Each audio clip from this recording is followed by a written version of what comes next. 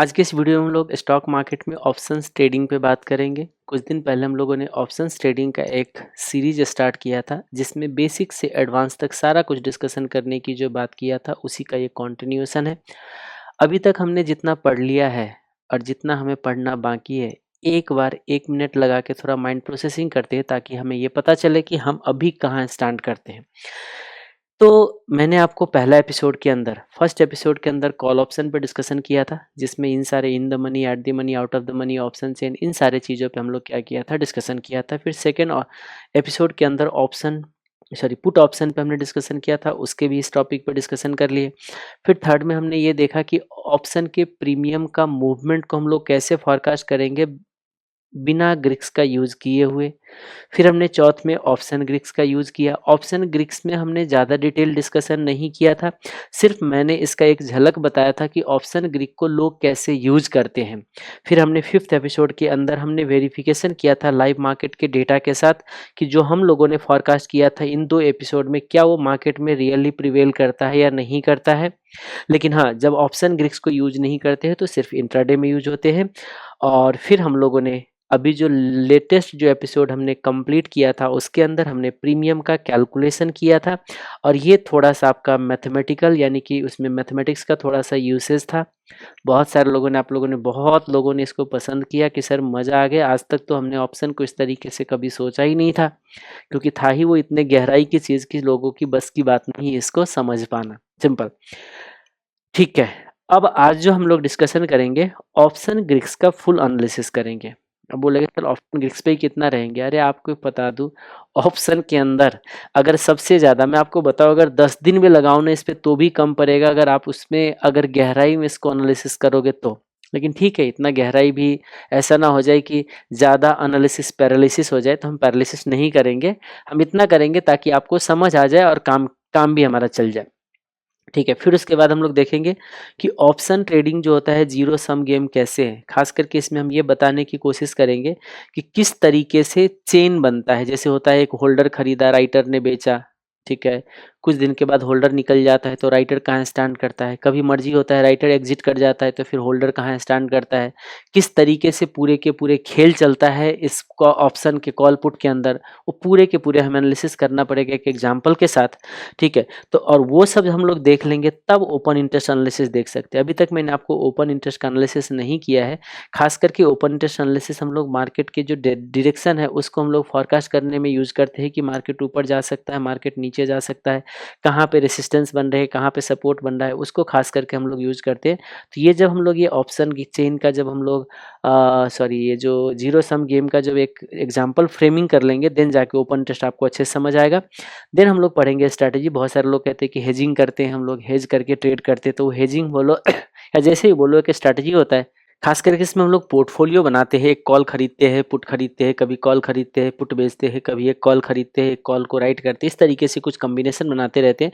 वैसे तो बहुत सारे स्ट्रैटेजी है, हम लोग कम से कम 20-25 स्ट्रैटेजी तो पढ़ ही सकते हैं, लेकिन उतना पढ़ेंगे फिर ज़्यादा टाइम लगेगा। मोटा मोटा जो ज़्यादातर केस में यूज होता है वो अप्रॉक्सीमेटली 8 से 10 स्ट्रैटेजी हम आपको बताएंगे और देन उसके बाद लाइव ट्रेडिंग भी करके दिखाएंगे। ठीक है, और एक रहता है उसके बाद आप लोग जैसे देखते हो यूट्यूब पे पहुंचते हो और थंबनेल में दिख जाता है hedging, no loss hedging strategy. अरे भाई नो लॉस करोगे तो हेजिंग को लगा दिया। नो लॉस का मतलब आर्बिट्रेज होता है। ठीक है, अब वो अलग चीज है कि लिखा होता है नो लॉस लेकिन फिर उसके बाद भी कंडीशन लगा देगा। वो थंबनेल होता है, सिर्फ ऐसा होता है थंबनेल की देख के लोग उस पर क्लिक करेंगे, अरे वाह ऐसा कौन सी स्ट्रैटेजी कोई लॉस गेन नहीं देगा।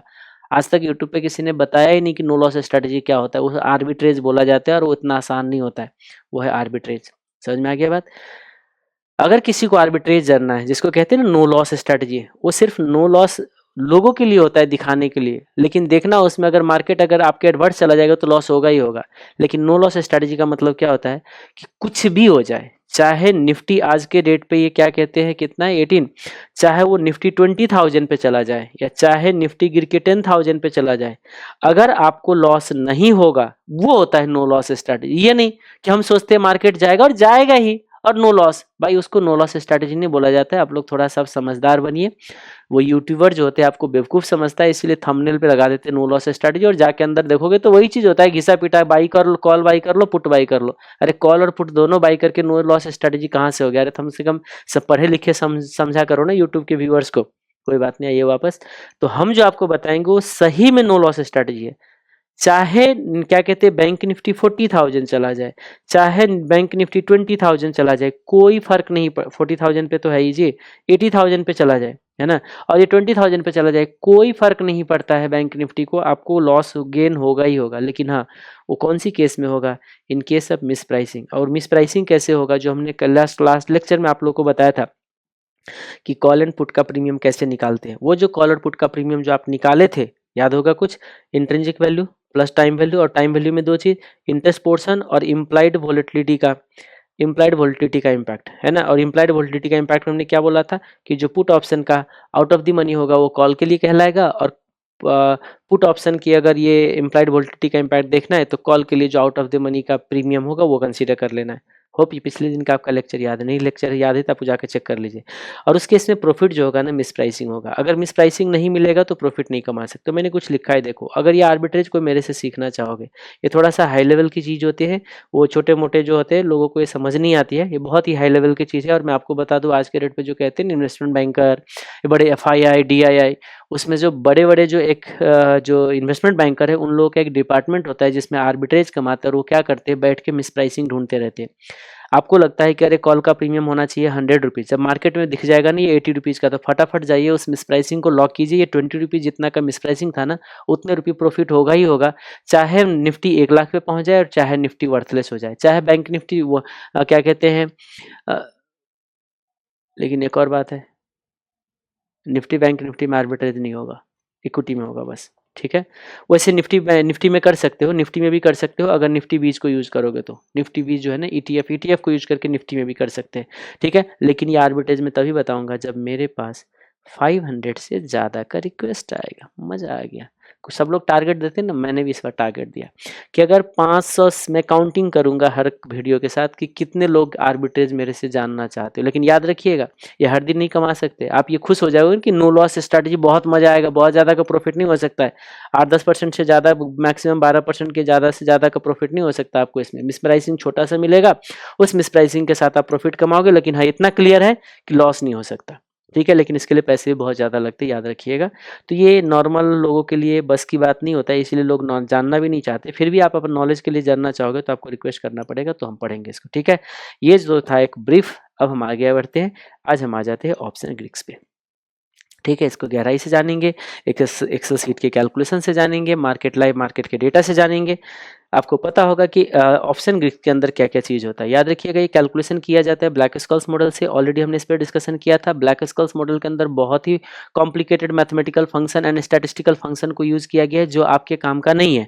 आपके काम का यह है कि ऑप्शन ग्रिड्स को देख के आप ये फॉरकास्ट करो कि हमारा प्रीमियम कितना जा सकता है अगर निफ्टी, बैंक निफ्टी या कोई इक्विटी इतने से चेंज होगा। तो बोलोगे सर वो तो हमने फॉरकास्ट किया था। हाँ, आपने ये फॉरकास्ट किया था अगर किसी को डेल्टा दिखता है 0.50, तो इसका मतलब क्या है, ये कैसे आया, क्यों 0.50, क्यों 0.60 नहीं है, डेल्टा कब ज्यादा होगा, डेल्टा कब कम होगा, नियर एक्सपायरी क्या होता है, आउट ऑफ द सॉरी दूर एक्सपायरी जाते तो क्या होता है। जैसे ये सब हमने लिख के रखा है ना, देखो कि देखिए डीप आईटीएम का डेल्टा जो होता है अप्रोक्सीमेटली 1 होता है, deep out of the money का डेल्टा जो होता है बहुत छोटा होता है, आईटीएम का डेल्टा जो होता है इसके बीच में होता है, इसका इसके यहाँ पे होता है, नियर एक्सपायरी डेल्टा हाई होता है, फार एक्सपायरी डेल्टा लो होता है।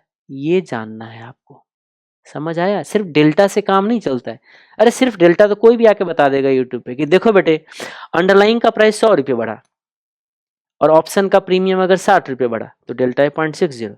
भाई ये तो बच्चे भी बता देगा, 5 क्लास के बच्चे भी बता देगा। भाई ये बताओ ना कि 60 रुपीज़ ही क्यों चेंज होगा, ये 70 रुपीज़ क्यों नहीं चेंज होगा, ये 40 रुपीज़ क्यों नहीं चेंज होगा। ये जानना है। अगर ये तभी जान पाओगे जब आपको ऑप्शन के प्रीमियम के कैलकुलेशन दिल से आपको समझ आता है। बात समझ में आ गई। तो एक जो पैरामीटर्स होती है ऑप्शन ग्रिक्स का, वो होता है डेल्टा। और डेल्टा जो होता है किस चीज से लिंक होता है, अंडरलाइन के प्राइस से लिंक होता है। मैं आपको बताऊं थोड़ा सा, अगर यहाँ पे चले एंड में हम लोग बताए आपको कि देखिए कि जो हमारा क्या कहते हैं, हाँ, यहाँ पे लिखा है वैसे से, अरे ये लिखा हुआ फिर आपको उतना कंसंट्रेशन नहीं बनेगा। मैं फिर से दोबारा लिखता हूँ, कोई बहुत बड़ी बात नहीं है। देखो इसमें ये है ऑप्शन का प्रीमियम, ठीक है जी। ये ऑप्शन का प्रीमियम जो होते हैं या तो बढ़ेगा या तो घटेगा, ठीक है। ऑप्शन का प्रीमियम बढ़ता है या घटता है, ऑप्शन कौन सी होगा, या तो कॉल ऑप्शन होंगे या तो पुट ऑप्शन होंगे। ओके, बहुत बढ़िया। हम कहते हैं कि क्या क्या चीज पर डिपेंड करता है, हाँ जी, ये तो अंडरलाइन के प्राइस पे भी डिपेंड करता है। अच्छा, यानी कि जो हमारा अंडरलाइन का प्राइस है, यानी कि जो निफ्टी हो गए, निफ्टी बैंक हो गए, करेंसी हो गए, किसी की भी बात कर लो, उस पे भी हमारा ऑप्शन के प्रीमियम जो होते हैं लिंक होता है। बहुत अच्छा।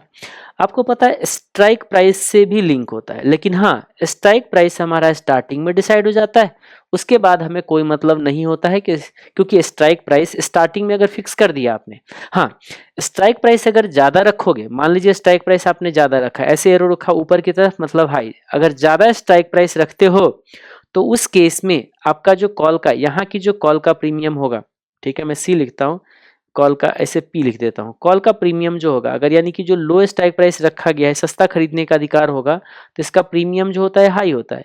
और अगर कॉल के केस में इसका प्रीमियम यानी कि ऊपर के स्ट्राइक प्राइस का प्रीमियम जो होता है लो होता है। अब ये छोटी छोटी बातें जो आप लोगों को पहले से पता है, ठीक है, नहीं पता है तो जाके आप थोड़ा सा एनालिसिस कर लीजिए। अब मैं स्ट्राइक प्राइस अगर बात करूं पुट के केस में, तो पुट के केस में क्या होगा, देखो, अगर मान लीजिए स्ट्राइक प्राइस ऊपर रखते हो, तो पुट का जो प्रीमियम होगा ना, पुट का जो प्रीमियम होगा वो आपका हाई होगा। और स्ट्राइक प्राइस छोटा रखते हो, मतलब सस्ता बेचने का अधिकार दोगे, तो आपका जो प्रीमियम होगा वो लो हो जाएगा। तो प्रीमियम जो होता है पुट का वो हो जाता है आपका लो। ये आपको पता है, ये स्टार्टिंग में फिक्स हो जाता है, उसके बाद कुछ नहीं करना होता है। अच्छा, उसके बाद आता है हमारा क्या कहते हैं, अंडरलाइन का प्राइस हो गया।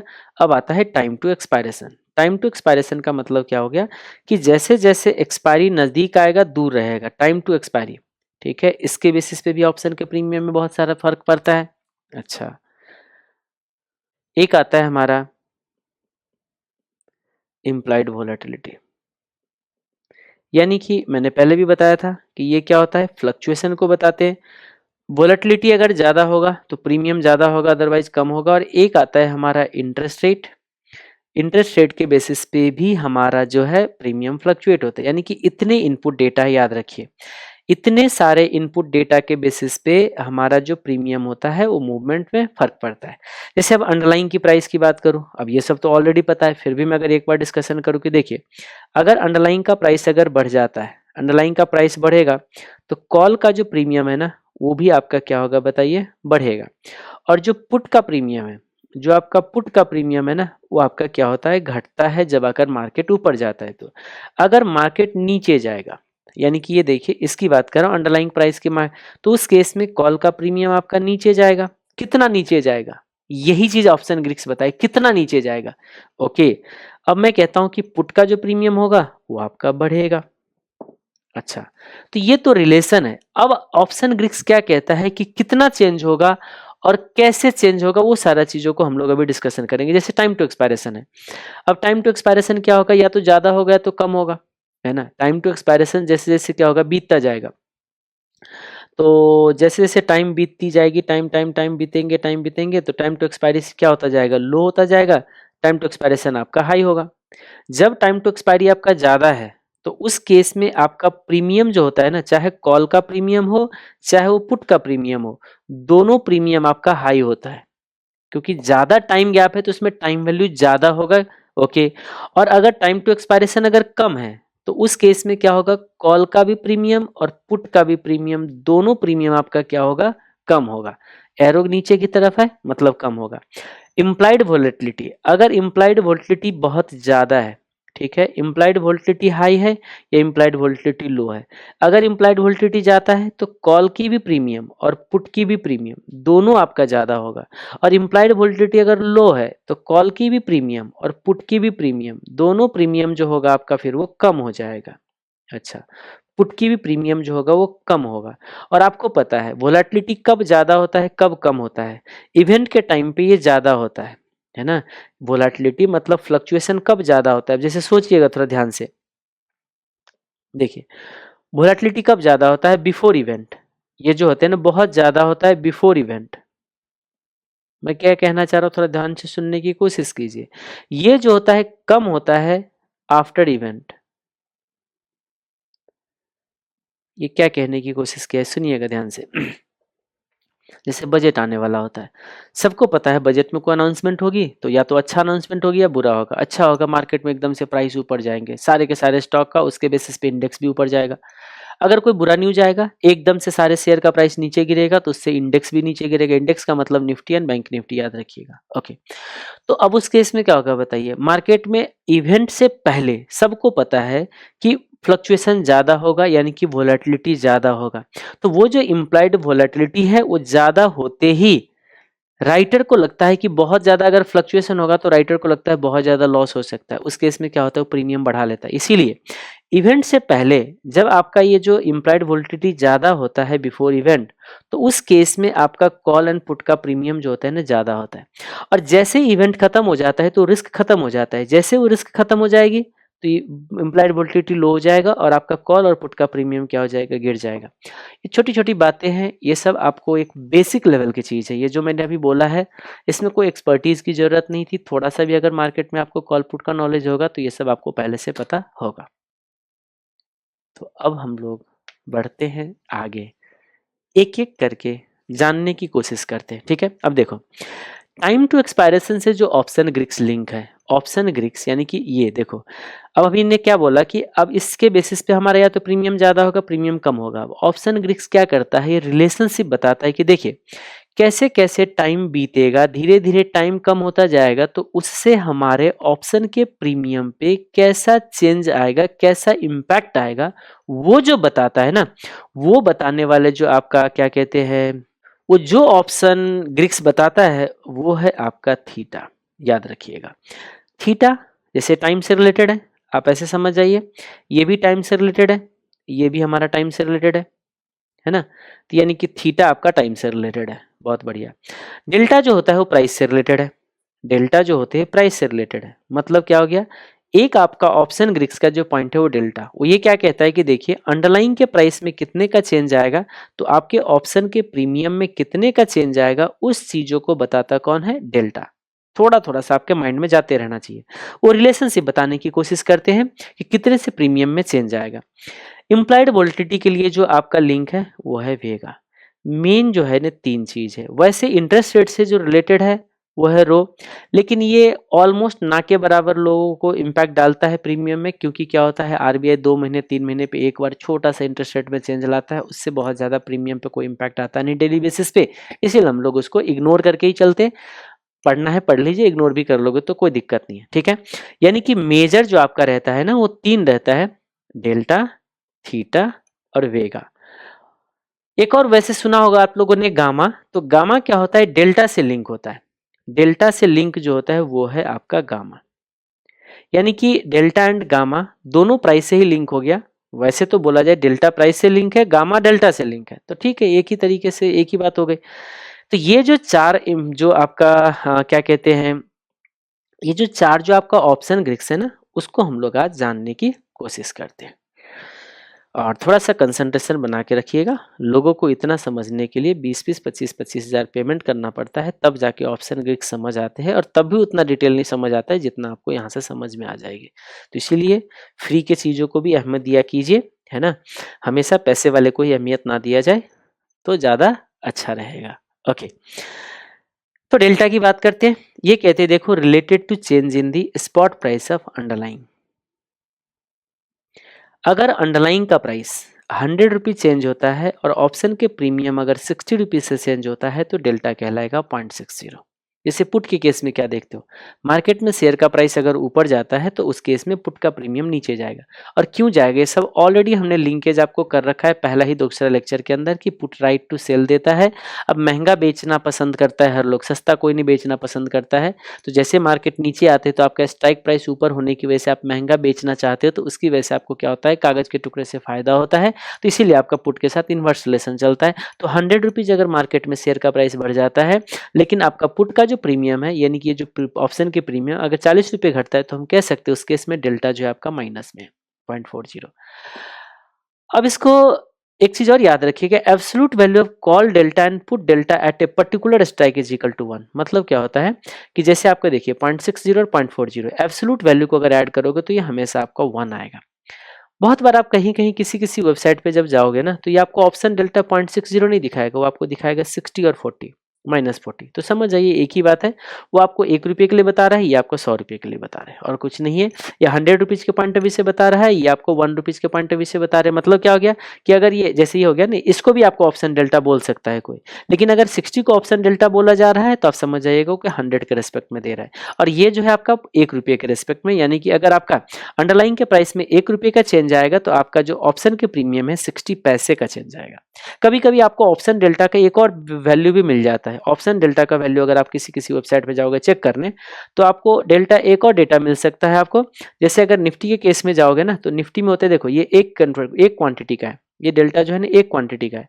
कभी कभी आपको रुपी के टर्म में बोलते हैं पर लॉट डेल्टा भी दे दिया जाता है, पर लॉट का डेल्टा दे दिया जाता है। तो आप मान लीजिए एक लॉट में कितने निफ्टी है 50, तो उस केस में अगर 0.6 है तो 0.6 मल्टीप्लाई बाय 50 कितना होगा बताइए, 0.6 मल्टीप्लाई बाय 50 ये आपका 30 हो जाएगा। तो कहीं कहीं पे आपको ऑप्शन डेल्टा 30 भी मिल सकता है, और ये आपको -20 भी मिल सकता है। यानी कि ऑप्शन डेल्टा का जो वैल्यू है आपका 3 मिल सकता है अलग अलग जगहों पे जाके। तो आप इसको समझ जाइए क्या कहना चाह रहे हैं। अगर यहाँ पे 30 और 20 मिल जाए तो समझ जाइएगा ये ऑप्शन डेल्टा आपको पर लॉट के बेसिस पे दिया जा रहा है, जो कि रुपी के टर्म में होगा।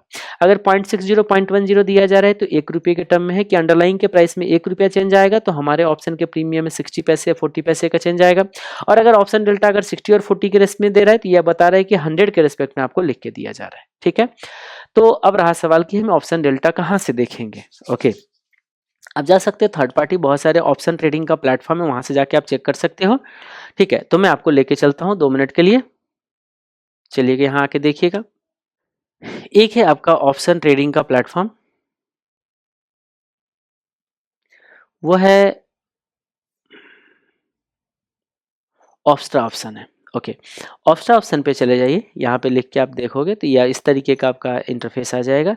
इसमें आपको सबसे पहले लॉगिन करना पड़ेगा। जैसे गेट स्टार्टेड करोगे तो आपको लॉगिन मांगेगा, आपके पास जो डिटेल है उस आप पहले लॉगिन आईडी क्रिएट कर लीजिए, आईडी और पासवर्ड डालोगे तो आपका क्या हो जाएगा, यहाँ से लॉगिन हो जाएगा। ठीक है, फिर गेट स्टार्टेड करोगे तो आपको यहाँ पे आएगा कि आप एक क्या करिए, फिर से आपके पास यहाँ पे डेटा आ जाएगा, इसमें आप क्या करिए ऑप्शन सेलेक्ट कर लीजिए। अब देखो आज हम 22 नवंबर पे खड़े हैं, याद रखिएगा आज हम कहाँ खड़े हैं, 23 को। हाँ जी, याद रखिएगा, ये देख लीजिए आप अभी, ये आपको दिख रहा होगा आज हम लोग 23 नवंबर पे खड़े हैं, और आपका जो 24 नवंबर का एक्सपायरी आ रहा है। ठीक है, यानी कि कल एक्सपायरी है, यानी कि आज हम लोग जब वीडियो रिकॉर्ड कर रहे हैं तो ये हमारा वेंसडे है।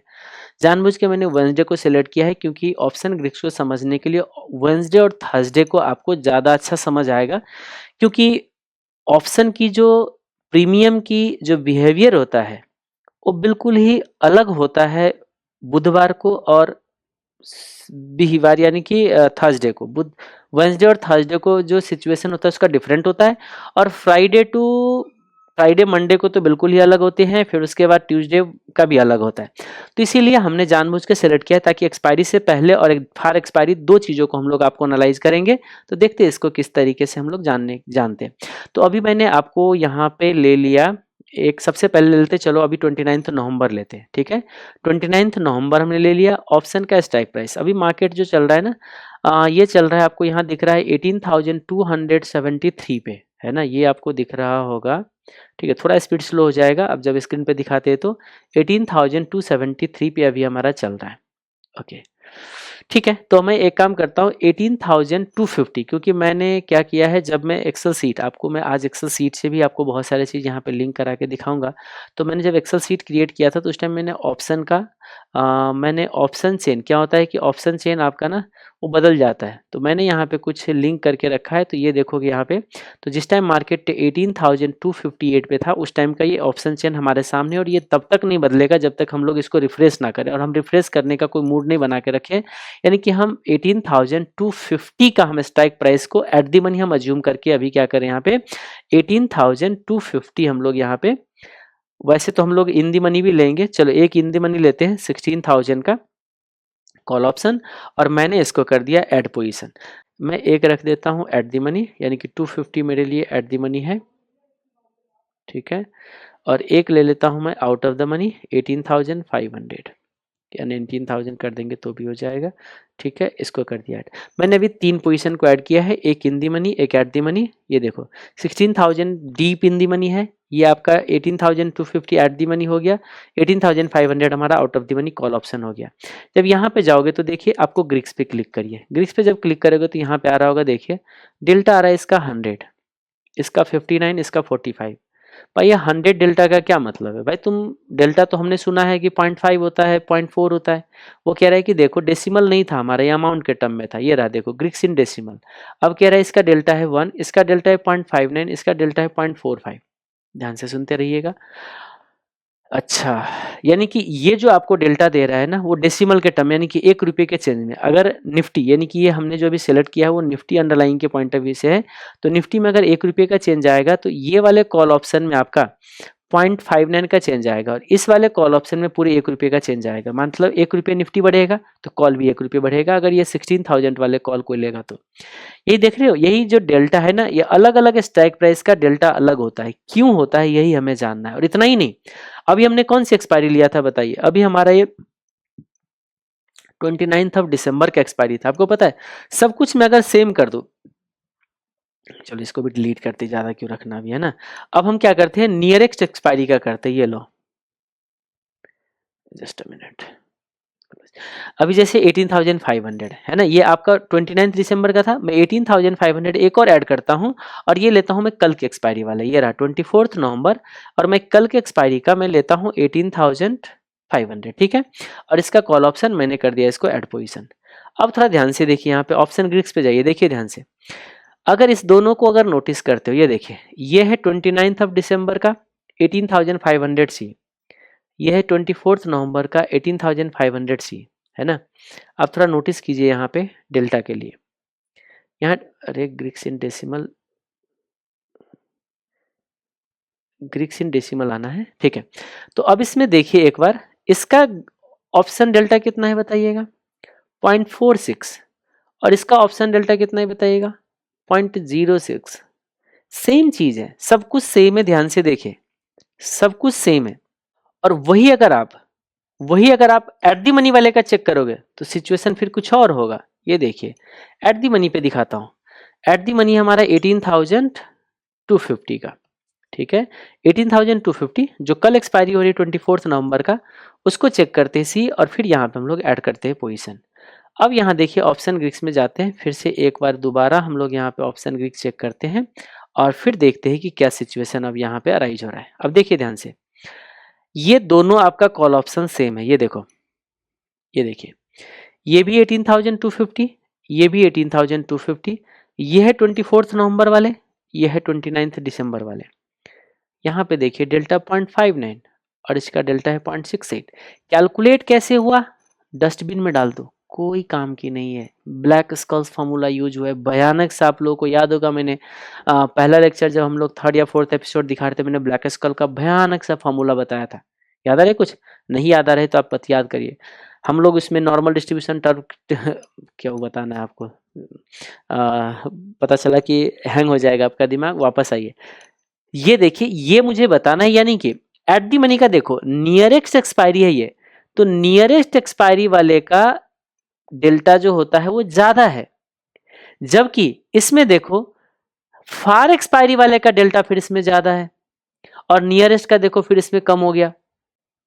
यार बहुत लोचा है, कोई रूल ही नहीं है इसके अंदर। तो जैसे हम आपको सीधा बोलते हैं कि आसपास एक्सपायरी के आसपास डेल्टा ज्यादा होता है, हाँ होता है ज्यादा। देखो एक्सपायरी के आसपास डेल्टा ज्यादा होता है, लेकिन यहाँ पे दूर एक्सपायरी का डेल्टा ज्यादा है, तो फिर तो यहाँ पे रूल कोई अप्लाई ही नहीं होगा। यही चीज है, ऑप्शन ग्रिक्स को अगर कोई रट्टा लगाने की कोशिश करोगे ना, रट्टा लगाते रहिएगा, कभी वो दिमाग में सेट नहीं हो सकता जब तक आपको इसकी कैलकुलेशन के बेसिक लॉजिक नहीं पता होगा। ठीक है, तो चलिए ये था एक हमारा क्या कहते हैं, एक झलक था।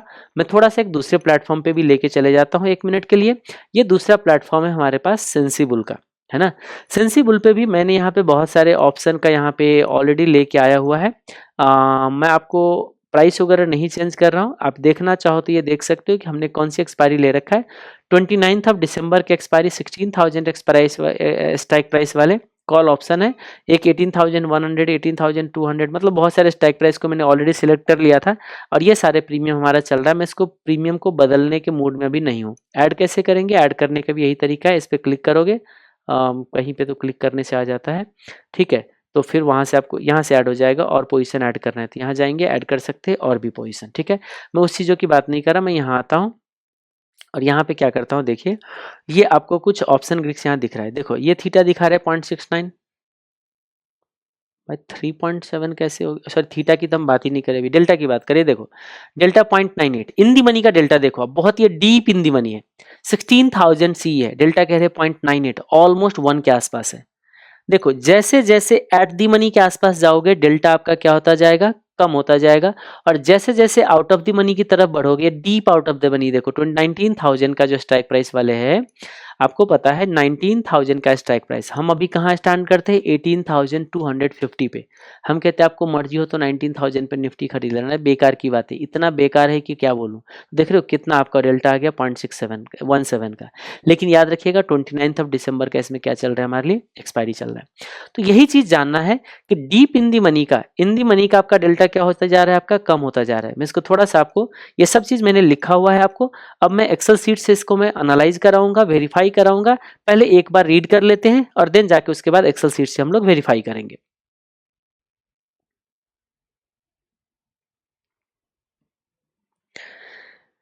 ये देखोगे तो मैंने क्या बोल रखा है, देखिए ध्यान से एक बार, कि देखिए डीप इन दी मनी का डेल्टा नियर टू 1 होता है, अभी आपने चेक भी करा था सेंसिबल के अंदर।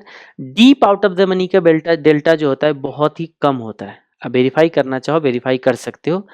इन दी मनी का डेल्टा जो होता है ना 0.5 से 1 के आसपास होगा, और एट दी मनी का डेल्टा जो होता है ना 50% होता है। यानी कि एट दी मनी पे आप लेते हो, जहां पे मार्केट है वहीं पे अगर आप स्ट्राइक प्राइस का अगर आप क्या कहते हैं कॉल पुट लेते हो, तो उसका जो आपको डेल्टा दिखेगा वो 0.5 दिखेगा। मतलब क्या होता है कि जितना आपका अंडरलाइंग के प्राइस में, जितना बैंक के निफ्टी के प्राइस में, जितना निफ्टी के प्राइस में चेंज आएगा, उसका 50% आपके प्रीमियम में चेंज आएगा, सिंपल, ठीक है। चाहे वो कॉल हो चाहे वो पुट हो, कॉल होगा तो सेम डायरेक्शन में, पुट होगा तो इनवर्स डायरेक्शन में। इनवर्स डायरेक्शन का मतलब अगर निफ्टी बढ़ेगा तो पुट जो होगा वो आपका नीचे जाएगा, लेकिन कितना नीचे जाएगा, तो जितना आपका निफ्टी में चेंज आएगा उसका 50%। यानी कि एट दी मनी का जो डेल्टा होता है आपका कितना होता है, एट दी मनी का डेल्टा अप्रोक्सीमेटली 0.5 होता है, अप्रोक्सीमेटली 0.5 होगा। कभी 0.48 मिल जाएगा, कभी 0.45 मिल जाएगा, या 0.45 से लेके 0.55 के बीच में मिलेगा।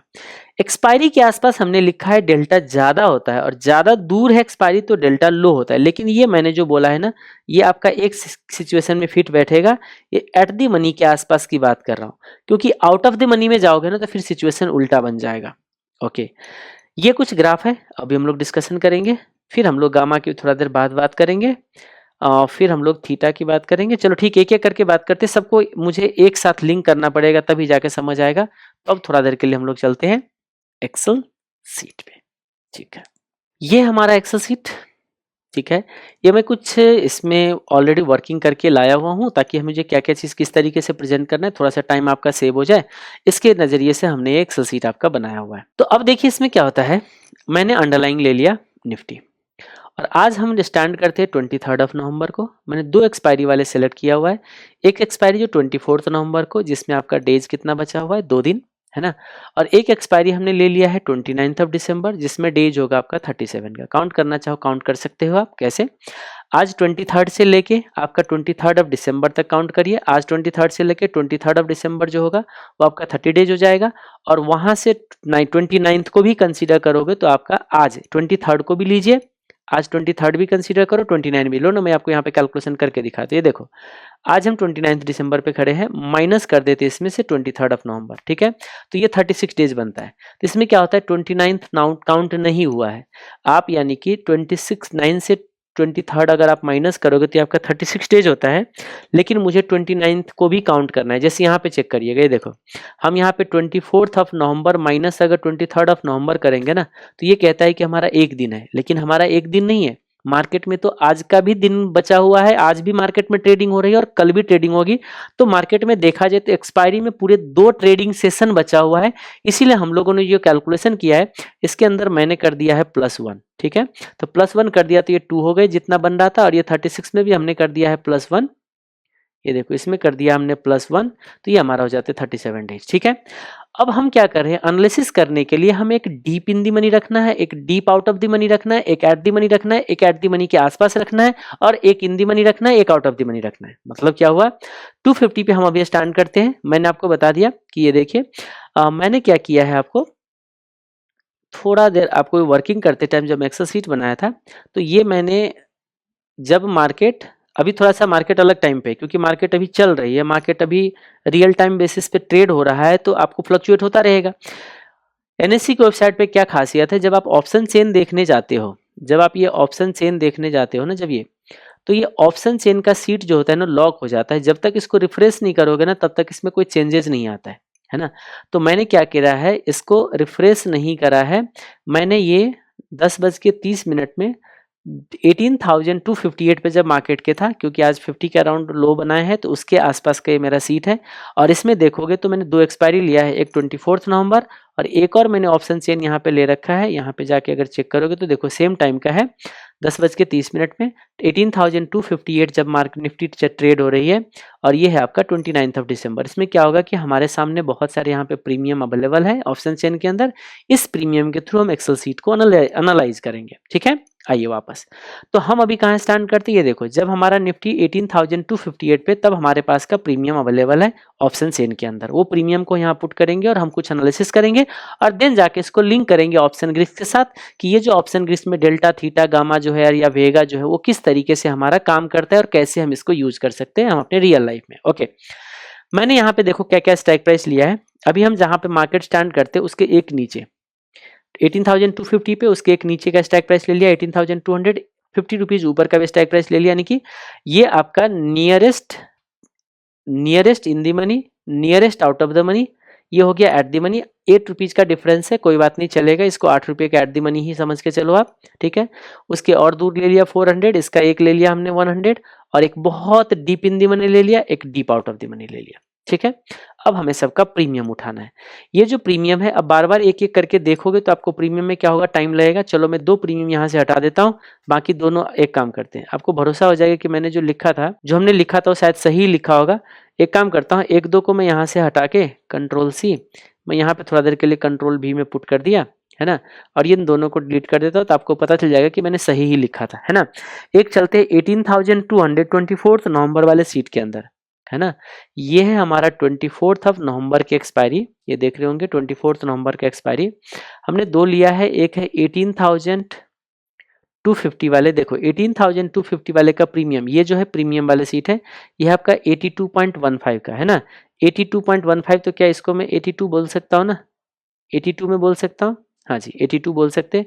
तो देखिए -82 क्यों लगा रहे हैं, क्योंकि हम जो एक्सेल सीट अभी बना रहे हैं, ये बायर के नजरिए से लिख रहे हैं। कॉल ऑप्शन का बायर अगर कोई कॉल खरीदने जाएगा, ये 18,200 वाले कॉल अगर कोई 250 वाले कॉल खरीदने जाएंगे, तो उसको 82 रुपीज देना पड़ेगा, ठीक है। मैंने कि सही था, कोई गलत नहीं था इसमें। एक 18,200 वाले का भी प्रीमियम चेक कर लेते हैं।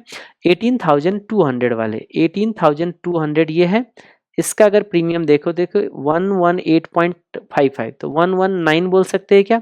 अब लोग यहाँ सर बोल सकते हैं, अरे भाई साहब मेरा सीट मत बदल जाना, ठीक है 119 बन जाएगा, ठीक है।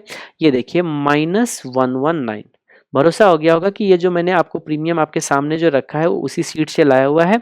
तो अब इस पे आप भरोसा करके और आप मान लीजिए कि मैंने जो लिखा है सही है, नहीं तो जिसको चेक करना है अपना चेक करते रहिएगा। हाँ, एक मैं दिखा देता हूँ, 16,000 के स्ट्राइक प्राइस वाले का प्रीमियम क्या सही में 2290 चल रहा है।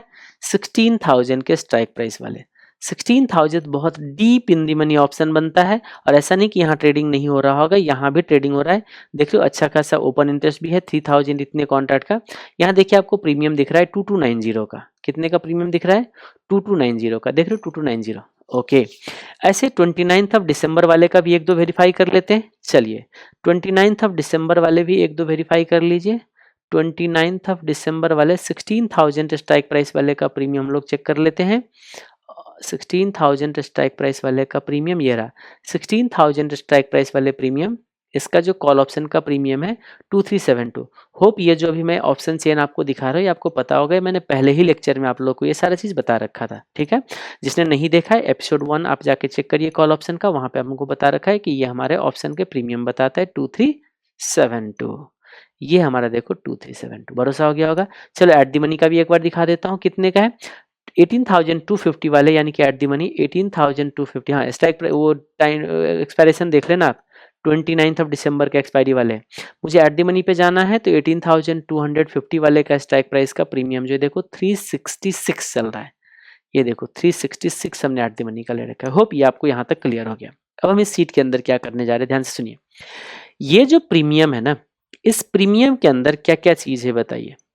इस प्रीमियम के अंदर क्या क्या चीज़ है, आपको बताया था पिछले एपिसोड में कि हमारा प्रीमियम जो होता है इंट्रिंसिक वैल्यू और टाइम वैल्यू से मिलके बनता है। बोलोगे हाँ बिल्कुल सही बात है। तो इसमें इंट्रिंसिक वैल्यू कितना है, तो इंट्रिंसिक वैल्यू कैसे निकाला जाता है, देखो इंट्रिंसिक वैल्यू जो ये आता है कि कितना हमारा अभी मार्केट में प्राइस है और क्या स्ट्राइक प्राइस हमने ले रखा है। स्ट्राइक प्राइस और मार्केट प्राइस के बीच का डिफरेंस जो है वो इंट्रिंसिक वैल्यू होता है। जैसे अगर ये कैलकुलेटर अभी 500 का ट्रेड हो रहा है और मैं आपको कहता हूँ इस अधिकार पत्र के अंदर, ये अधिकार पत्र है, आप अगर चाहो इस पे मैं लिख के देता हूँ, आप अगर चाहो तो ये कैलकुलेटर 400 में खरीद लेना। कितने का कैलकुलेटर है, 500 का। 500 का कैलकुलेटर अगर आप 400 में खरीद लोगे, इस कागज के टुकड़े पे लिख के दिया है, मतलब इस कागज के टुकड़े की वजह से अभी के अभी आपको 100 रुपीज का फायदा है। तो ये दोनों के अभी जो करंट प्राइस का और स्ट्राइक प्राइस का जो डिफरेंस है that is the intrinsic value, है ना। तो हमारा इंट्रिंसिक वैल्यू कितना हो गया बताइए, ये रहा हमारा मार्केट में अभी कितने का प्राइस है माइनस हमारा स्ट्राइक प्राइस, ये हमारा क्या बन जाएगा इंट्रिंसिक वैल्यू। ठीक है, अब इस फॉर्मूला को हम अगर कॉपी करेंगे तो थोड़ा सा अल्टर हो जाता है। तो इस फॉर्मूला को कॉपी करने के लिए जो सी कॉलम जो उसको लॉक करना है तो इसमें डॉलर साइन हम लोग लगाते हैं, और इतना एक्सेल सीट आप लोग को यूज करने आता होगा। तो ये आ गया, हम इसको क्या करते हैं अब कॉपी कर देते हैं। देखो इसमें ये हमारा 158 का इसमें इंट्रिंसिक वैल्यू कैसे, 258 का हमारा अभी मार्केट में प्राइस है और 100 का स्ट्राइक प्राइस रखा हुआ है, यानी कि 158 हमारा ऊपर है मार्केट का प्राइस, तो 158 हमारे लिए इंट्रिंसिक वैल्यू बन जाएगा। ऐसे अगर मैं आगे भी कॉपी कर दूं तो ये सारे के सारे का इंट्रिंसिक वैल्यू आ जाएगा। लेकिन अब यहाँ पे देखिए एक चीज और बताया था कि इंट्रिंसिक वैल्यू कभी निगेटिव नहीं होता है। अब ये निगेटिव आने लग गया तो एक काम करते हैं, इसको हम एक फॉर्मूला के साथ बना देते डाल देते हैं। ठीक है, फॉर्मूला कैसे डाल देते हैं ये देखिए, हम कहते हैं कि देखो जी अगर इफ, ये देखो ये कॉलम कौन सी आप यहाँ पे चेक करिएगा, जिसको नहीं आता है यूज करने में बता दूं कि जब भी मैं यहाँ पे कोई चीज लिखूंगा तो देखो ये होता है सी कॉलम है, और ये अब जैसे हम लोग अभी क्या करेंगे कि हम लोग इसमें चेक करेंगे कि ये जो हमारा वैल्यू है ना, ये वैल्यू इससे ऊपर है या नीचे है चेक करेंगे। अगर ज़्यादा है तो डिफरेंसेज लेंगे और नीचे है तो डिफरेंसेज नहीं लेंगे। तो इस 16,000 को हम लोग एक्सेल सीट समझते हैं C7 के नाम से, कि ये सी कॉलम में 7 नंबर रो में ये हमारा 16,000 पड़ा है तो इसको C7 पढ़ते हैं। ठीक है, इतना तो आपको एक्सेल सीट आता होगा, नहीं आता है थोड़ा बहुत आप लोग एनालिसिस कर लीजिएगा, आपको समझ आ जाएगा। तो चलिए हम लोग शुरू करते हैं। यहाँ पे लिखते हैं इंट्रिंसिक वैल्यू निकालने की बात करता है, इक्वल टू हम कहते हैं, देखो लिखता हूँ कुछ, देखो C3 जो होता है C3 देखो अपने आप लिंक कर लेगा। होप देख रहे हो आप C3 पे लिंक कर लिया, ये वाले वैल्यू देख रहे हो आप C3, मैंने लिखा है C3, थोड़ा छोटा हो गया क्या फॉन्ट साइज, चल जाएगा। होप ये आपको विजिबल होगा। एक मिनट, चलो थोड़ा सा और बड़ा कर देता हूँ, अब देख लो।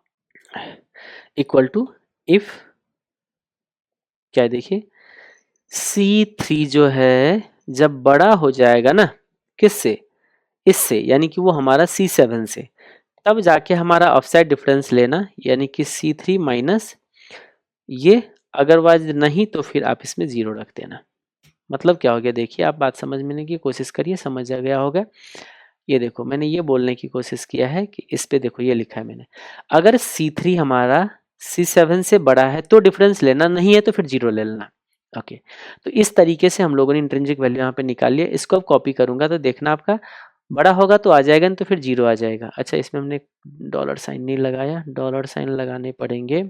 थोड़ा सा वीडियो लंबा हो जाएगा क्योंकि जब हम एक्सेल शीट क्रिएट कर रहे हैं आपके सामने, तो इस सबको थोड़ा सा स्पीड बढ़ाएंगे तो फिर आप धड़ाम से गिर जाओगे नीचे, पता भी नहीं चलेगा मैंने क्या करने की कोशिश किया, इसलिए स्पीड थोड़ा स्लो ही रखना पड़ेगा।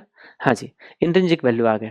ओके, अब आप मुझे बताइए आपको टाइम वैल्यू पता है क्या है। ये जो हम लोग प्रीमियम है माइनस क्यों लगाया था, बताया था क्योंकि बायर है, हम कॉल ऑप्शन के बायर है तो हमें इतना प्रीमियम पे करना पड़ेगा, इसलिए हम लोगों ने क्या कर रखा है यहाँ पे माइनस कर रखा है। ओके, अब यहाँ पे देखिए टाइम वैल्यू कितना होगा, जितना हमारा प्रीमियम है और उसमें से अगर हम लोग इंट्रिंसिक वैल्यू हटा दें तो जितना बचेगा वो हमारा टाइम वैल्यू है।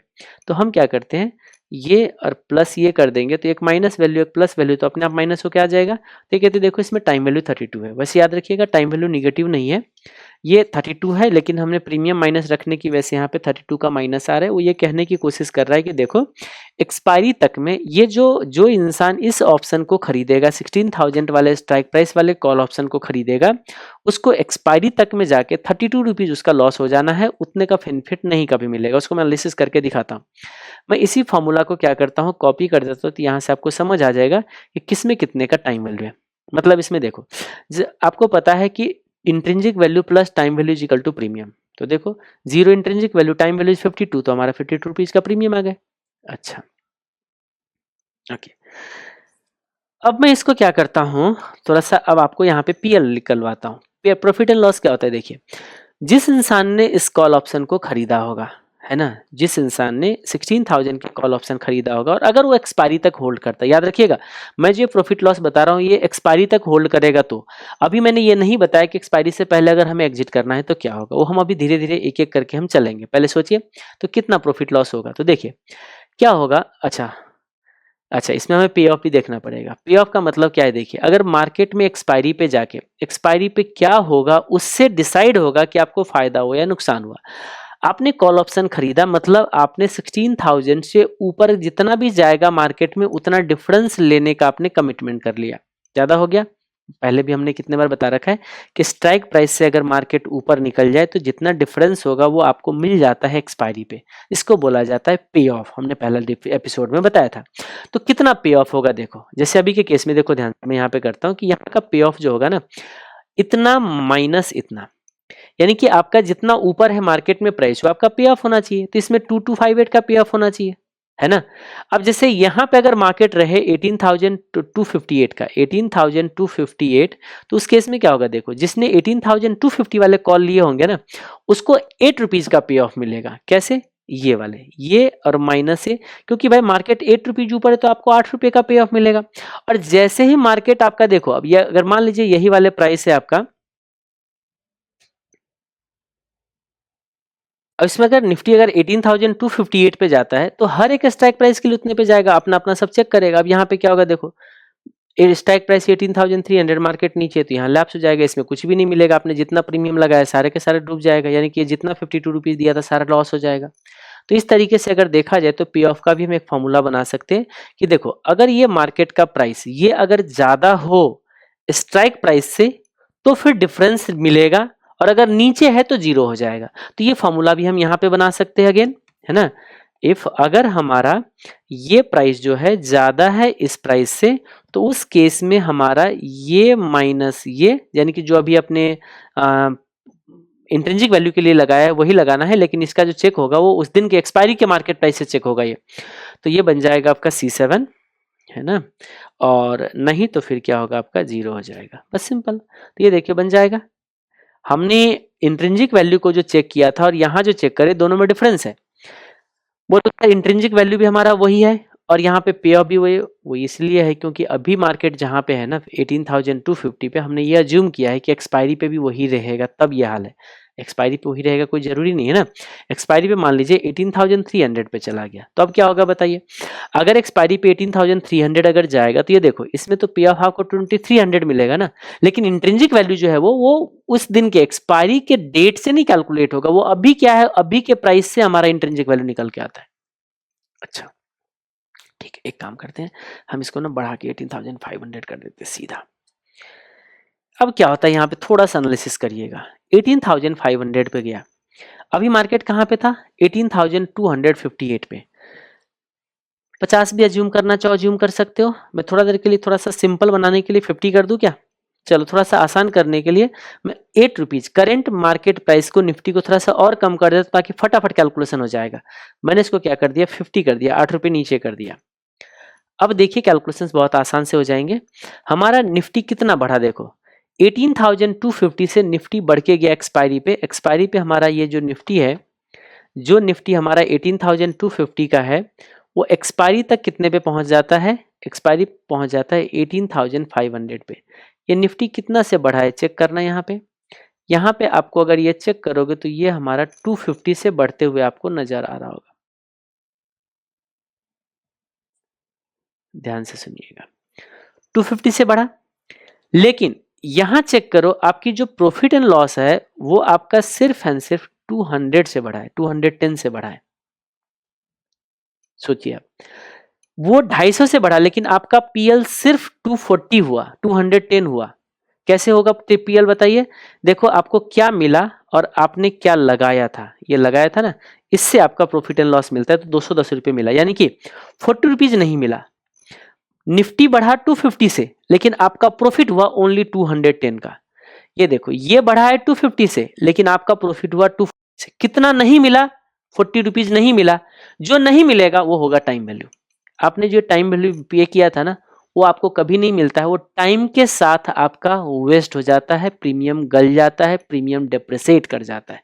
तो याद रखिएगा आपने जो जितना ज्यादा पे किया होगा ना, इंट्रिंसिक वैल्यू तो आपको हमेशा मिलेगा, जो इंट्रिंसिक वैल्यू बच जाएगा एक्सपायरी पे वो मिलेगा ही मिलेगा। टाइम वैल्यू आपका 100% लॉस हो जाएगा अगर कोई ऑप्शन के बायर हो तो। आपने कितना टाइम वैल्यू पे किया था? 40 रुपीज का। आपका देखो ये पूरे के पूरे लॉस हो गया 240 रुपये, यानी कि ये देखो 2 डेज एक्सपायरी में बचा हुआ है। 2 दिन के अंदर अगर निफ्टी 250 अगर बढ़ जाए तो 40 रुपये छोड़ के सब आपको प्रॉफिट हो जाएगा। यानी कि जितना निफ्टी बढ़ेगा उतना प्रॉफिट होगा टाइम वैल्यू छोड़ के। तो 250 बढ़ा निफ्टी, 40 रुपये छोड़ दीजिए तो 210 रुपीज का आपका क्या हो जाएगा? प्रॉफिट। अगला केस में देखो, जो ये 18,100 स्ट्राइक प्राइस वाले जो कॉल है उसमें आपने कितना टाइम वैल्यू पे किया था? 55 रुपीज का टाइम वैल्यू था, उसमें 150 का इंट्रिंसिक वैल्यू था। तो देखो क्या होगा, जितना आपका निफ्टी बढ़ा है, कितना बढ़ा है बताइए? 250 रुपीज से निफ्टी बढ़ा है। आपको 50 रुपीज उसमें से हटा दो, जो आपने ये प्रीमियम जो पे किया था ना 205 रुपीज का, उसमें से 55 रुपीज ना आपने टाइम की वजह से पे किया था, 2 दिन का टाइम। ये टाइम बीत गए, ये 55 रुपीज आपका डूब गया। 55 रुपीज डूब जाएगा। बायर हो तो, राइटर हो तो 55 रुपीज मिलेगा। अभी बायर के पॉइंट ऑफ व्यू एनालाइज करो, बायर के पॉइंट ऑफ व्यू एनालाइज करिए, आपके 55 रुपीज डूब जाएगा। तो कितना फायदा होगा बताइए? 250 रुपये से निफ्टी बढ़ा, आपका 55 नहीं मिलेगा, -55, आपको 195 का प्रॉफिट होगा। यहाँ पे कितने का प्रॉफिट होगा? 195 में दिखा भी देता हूँ, ये देखो 400 मिला और आपने इतना पे किया था, ये दोनों का नेट ऑफ जो होगा 195 का फायदा हो गया, जो यही आ रहा था। यहाँ पे कितना टाइम वैल्यू पे किया था बताइए? यहाँ पे आपको 69 रुपीज का टाइम वैल्यू पे किया हुआ था। मतलब जितना निफ्टी बढ़ेगा उसमें से 69 रुपीज आपको नहीं मिलेगा, यानी कि प्रॉफिट आपका कम हो जाएगा। देखो निफ्टी उतना ही बढ़ा हुआ है, निफ्टी उतना ही बढ़ा हुआ है, लेकिन एक्सपायरी तक जाते जाते आपको डिफरेंसेस मिलते हैं। ये आपको होप ये समझ आ रहा होगा आपको, ये सारे मैंने पहले ही लेक्चर में आपको ऑलरेडी बहुत डिटेल में बता रखा हूं कि डिफरेंसेस क्या कहने की कोशिश कर रहा है। ये मिलेगा, इतना आपने प्रीमियम पे किया, इन दोनों का डिफरेंस जो होगा, इस कॉलम का और इस कॉलम का डिफरेंस आपका प्रॉफिट हो जाएगा। और हमने एक चीज क्या नोटिस करते जा रहे हैं, निफ्टी जितना से चेंज हुआ है उतना से हमें प्रॉफिट नहीं मिल रहा। आपका प्रॉफिट कितना मिलता जा रहा है? टाइम वैल्यू को छोड़ के। जैसे अभी के केस में देखोगे, ये प्रॉफिट आपका कितना होगा पता है? आपका 250 से निफ्टी बढ़ा हुआ है, आपने टाइम वैल्यू दिया था 69 रुपीज का, आपको 69 रुपीज नहीं मिलेगा। जितना निफ्टी बढ़ा उसमें से 69 का रुपीज छोड़ दीजिए, जो टाइम वैल्यू आपने पे किया था, -69, ये आपका 181 का फायदा होगा। और ये 181 का फायदा आप निकाल भी सकते हो। कैसे निकालोगे पता है? इक्वल टू ये प्लस ये मिला, ये दिया, आपका नेट में देखो 181 का फायदा हो गया। देखो धीरे धीरे निफ्टी उतना ही बढ़ा है, आपका प्रॉफिट धीरे धीरे कम होता जा रहा है स्ट्राइक प्राइस बदलने की वजह से। अब मैं इसको एक काम करता हूं, अब क्या एक ही चीज जो अब समझ में आ गया होगा, मैं इसको क्या करता हूं, ड्रैग कर देता हूं, आपको समझ आ जाएगा किसमें कितने का प्रॉफिट हो रहा है। देखिए यहाँ पे तो आपको 100% लॉस हो गया, क्योंकि 19,000 का स्ट्राइक प्राइस वाले आपका ऑप्शन लैप्स हो जाता है जब मार्केट में 18,500 रहेगा, आपको मिलेगा कुछ नहीं। मतलब जो आपने दिया 100% लॉस हो गए, तो उस केस में आपका 1.2 का लॉस हो जाएगा। अच्छा, एक चीज अब यहाँ पे नोटिस कीजिएगा आप, सबसे ज्यादा टाइम वैल्यू कहाँ था? इस टाइम वैल्यू को थोड़ा सा एनालिसिस करना। इस प्रीमियम के अंदर आपका सबसे ज्यादा टाइम वैल्यू कहाँ पे था? ये चेक करो, ये रहा time value, this is the time value. Time value का ग्राफ अगर आप चेक करोगे तो आपका टाइम वैल्यू का ग्राफ ऐसे दिखेगा। इन दी मनी का भी टाइम वैल्यू कम होता है, आउट ऑफ द मनी का टाइम वैल्यू भी कम होता है, और एट दी मनी का सबसे ज्यादा, यानी कि इस तरीके का ग्राफ जो होगा आपका वो टाइम वैल्यू का बनेगा। यानी कि इसका मतलब आप मार्केट में कितना भी चेंज हो, जो टाइम वैल्यू जितना आपने पे किया है वो आपको लॉस होना कंफर्म है। जैसे 1 मिनट के लिए हम ये अज्यूम करें ये हम अज्यूम करते हैं कि मार्केट में कोई चेंजेस नहीं आया, हमने ये अज्यूम किया कि मार्केट में कोई चेंज नहीं आया है, यानी कि 18,250 पे ही मार्केट क्लोज हो जाते हैं। हमने 2 मिनट के लिए इसको आसान करने के लिए 250 पे ही रख दिया है। अच्छा, तो अब मुझे बताइए, अगर मार्केट में कोई चेंज नहीं आएगा ना, तो आपका लॉस उतना ही होगा जितना आपका टाइम वैल्यू होगा। ये जितना आपने टाइम वैल्यू पे किया था ना, ये देखो ये वाले लॉस भी आपका एग्जैक्टली वही होगा। 40 का टाइम वैल्यू पे किया था, आपका लॉस 40। 55 का टाइम वैल्यू पे किया था, आपका लॉस 55। आपने 82 का टाइम वैल्यू पे किया था, 82 का लॉस। यानी कि मार्केट में कोई चेंज ना आए तो सबसे ज्यादा लॉस करने वाले कौन सी स्ट्राइक प्राइस है? तो एट दी मनी। तो अब आप मुझे बताइए, क्या एट दी मनी खरीदना ज्यादा समझदारी है क्या? तो आपको मैं बता दूं, अगर एक्सपायरी डे नहीं है, क्योंकि एक्सपायरी डे पे तो मैं नॉर्मल डे पे अगर एक्सपायरी का 2 दिन भी बचा हुआ है तो सबसे बेस्ट स्ट्राइक प्राइस है जो मेरे पॉइंट ऑफ व्यू से एट दी मनी के जस्ट नियरेस्ट ऊपर वाले, नियरेस्ट ऊपर वाले, यानी कि आप 18,300 या ज्यादा दूर हो तो 18,350 भी है ना, ज्यादा दूर है, मान लीजिए 1 मंथ एक्सपायरी का है तो 18,350 या इवन 18,400 भी ज्यादा, सबसे ज्यादा बेनिफिशियल होगा। लेकिन थोड़ा सा आसपास आ गया स्ट्राइक एक्सपायरी, तो आपको just nearest out of the money. और अगर एक्सपायरी का डे है तो ये आपका सबसे बेस्ट है, यानी कि बायर के नजरिए से ये स्ट्राइक प्राइस तो कभी भी बेनिफिशियल नहीं है रिस्क और रिवार्ड को देख के। रिस्क रिवार्ड को देख के, रिस्क रिवार्ड देख के मतलब क्या हो गया कि ये तो ऑब्वियस सी बात है कि आउट ऑफ द मनी में आपका प्रॉफिट कम होता है, जैसे अभी के केस में दिख रहा होगा आउट ऑफ द मनी में प्रॉफिट कम है ना, प्रॉफिट कम है। लेकिन एक चीज ये भी तो देखो ना, आपका सीधा इन्वेस्टमेंट भी तो 30 रुपीज से गिर जाता है ना, आपका इन्वेस्टमेंट भी तो सीधा 30 रुपीज से डाउन हो जाता है। हमने यहाँ पे प्रॉफिट नुकसान किया 20 रुपीज का, लेकिन हमने अपना इन्वेस्टमेंट भी तो 30 रुपीज से कम किया है, ये कैसे आप भूल सकते हो? तो ये आपको मैं आपको बता दूं, एक्सपायरी डे पे हम अप्रोच कर रहे हैं, अगले ही कल ही एक्सपायरी है, कल एक्सपायरी है, तो इस केस में तो आप 18,300 को भी आप एनालाइज कर सकते हो। मैं जब आपको चेंज करा के दिखाऊंगा तो रिस्क रिवार्ड मतलब आप कितना मिस कर रहे हो और कितना आप सेव कर रहे हो, उस चीजों को आप कंपेयर करोगे तो सबसे बेस्ट आपका आउट ऑफ द मनी बनेगा। यानी कि एट द मनी तो कभी खरीदना नहीं चाहिए, क्योंकि वो सबसे ज्यादा नुकसानदायक होता है। लेकिन हाँ, अगर कोई राइटिंग करना चाहते तो सबसे बेस्ट होता है एट द मनी को राइट करना, क्योंकि उनको सबसे ज्यादा टाइम वैल्यू जो होते हैं ना वो बेनिफिट होता है। मैं आपको एक दूसरे एग्जाम्पल से एक डेडिकेटेड वीडियो बना दूंगा अलग से, which strike price is best for call and put option, वो मैं अलग से एक वीडियो बना दूंगा इस सीरीज के अलावा, है ना, तो सबके लिए बेनिफिशियल हो जाएगा, उसमें कोई लिंकेज नहीं रहेगा हमारा क्या कहते हैं पीछे के एपिसोड का। चलो यहाँ तक तो आपने कुछ एक चीज सीख लिया। अब हम थोड़ा देर के लिए आगे बढ़ते, एक्सपायरी ले लेते हैं हम लोग 29 दिसंबर वाले। अब सेम चीजों को हम एनालाइज करते 29 दिसंबर पे, और तब देखते हैं कि हम कहाँ स्टैंड करते हैं। ओके, अब यहाँ पे देखिए इंट्रिंसिक वैल्यू तो वही चीज रहेगा, उसमें तो कोई चेंजेस नहीं आने वाला है। आप देखिएगा फॉर्मूला हमने ऑलरेडी लगा रखा है, अब नहीं भी हम इस फॉर्मूला को हटाए तो चलेगा, वही सेम फॉर्मूला जो हमने यहाँ पे लगाया था कि अच्छा जी इन दोनों का डिफरेंस जो है हमारा इंट्रिंसिक वैल्यू, इन दोनों का डिफरेंस अगर निगेटिव हो जाएगा तो 0 हो जाए, तो यही हमारे लिए क्या आता है यहाँ पे इंट्रिंसिक वैल्यू। मैं इस फॉर्मूला को क्या करता हूँ, कॉपी कर देता हूँ, तो एग्जैक्टली सेम आ जाएगा। लेकिन अब यहाँ पे थोड़ा सा नोटिस कीजिएगा, टाइम वैल्यू कैसे आएगा बताइए। टाइम वैल्यू आएगा, देखिए कि कितना हमारा इंट्रिंसिक वैल्यू और कितना प्रीमियम, इन दोनों का डिफरेंस, ठीक है। तो ये और प्लस ये जो हमारा है M7 का जो डिफरेंस है, दिस इज द आपका क्या है टाइम वैल्यू। आप नोटिस करते जाइए, आप इन दोनों का डिफरेंस अगर चेक करोगे तो देखिए एट दी मनी पे आपने सबसे ज्यादा टाइम वैल्यू के पे किया है 366 का। मैं एट दी मनी को थोड़ा सा आपको हाईलाइट भी कर देना चाहूंगा, ठीक है, ये मैं आपको हाईलाइट कर देता हूं तो आपको थोड़ा सा और ज्यादा क्लैरिटी आएगी कि मैं क्या कहने की कोशिश कर रहा था। मैं बार बार कहता हूं ना कि होल्डर के लिए सबसे जो बेकार होता है वो एट दी मनी होता है। वो मैं आपको यहाँ से कौन सी कलर को कर दूं, ठीक है, ये देखिए यहाँ से आपको क्लियर हो जाएगा। ये देखो सबसे ज्यादा टाइम वैल्यू, यानी कि मार्केट में जितना भी चेंज हो जाए आपको 366 तो नहीं मिलेगा। मार्केट में कितना भी चेंज हो जाए आपका ये टाइम वैल्यू का प्रॉफिट नहीं होने वाला है। यानी कि मार्केट अगर 400 रुपये से बढ़ जाएगा, ठीक है, 400 से बढ़ जाएगा, आपको 366 छोड़ के 400 माइनस 366 आपको सिर्फ 34 रुपीज का फायदा होगा। आपका जो प्रॉफिट होगा ना ओनली 34 रुपीज का, अगर मार्केट कितने से बढ़ेगा 400 रुपीज से। चलो मैं बढ़ा देता हूँ मार्केट को, ये लो थोड़ा सा छोटा करके, ये देखो मार्केट जो 400 से बढ़ा दिया तो 250 पे 400 बढ़ गया तो 650 चला गया, 18,650 पे मार्केट चला गया, है ना। आप देखिएगा आपका जो प्रॉफिट होगा कितने का पहुंचता है, आप चेक कर लीजिए।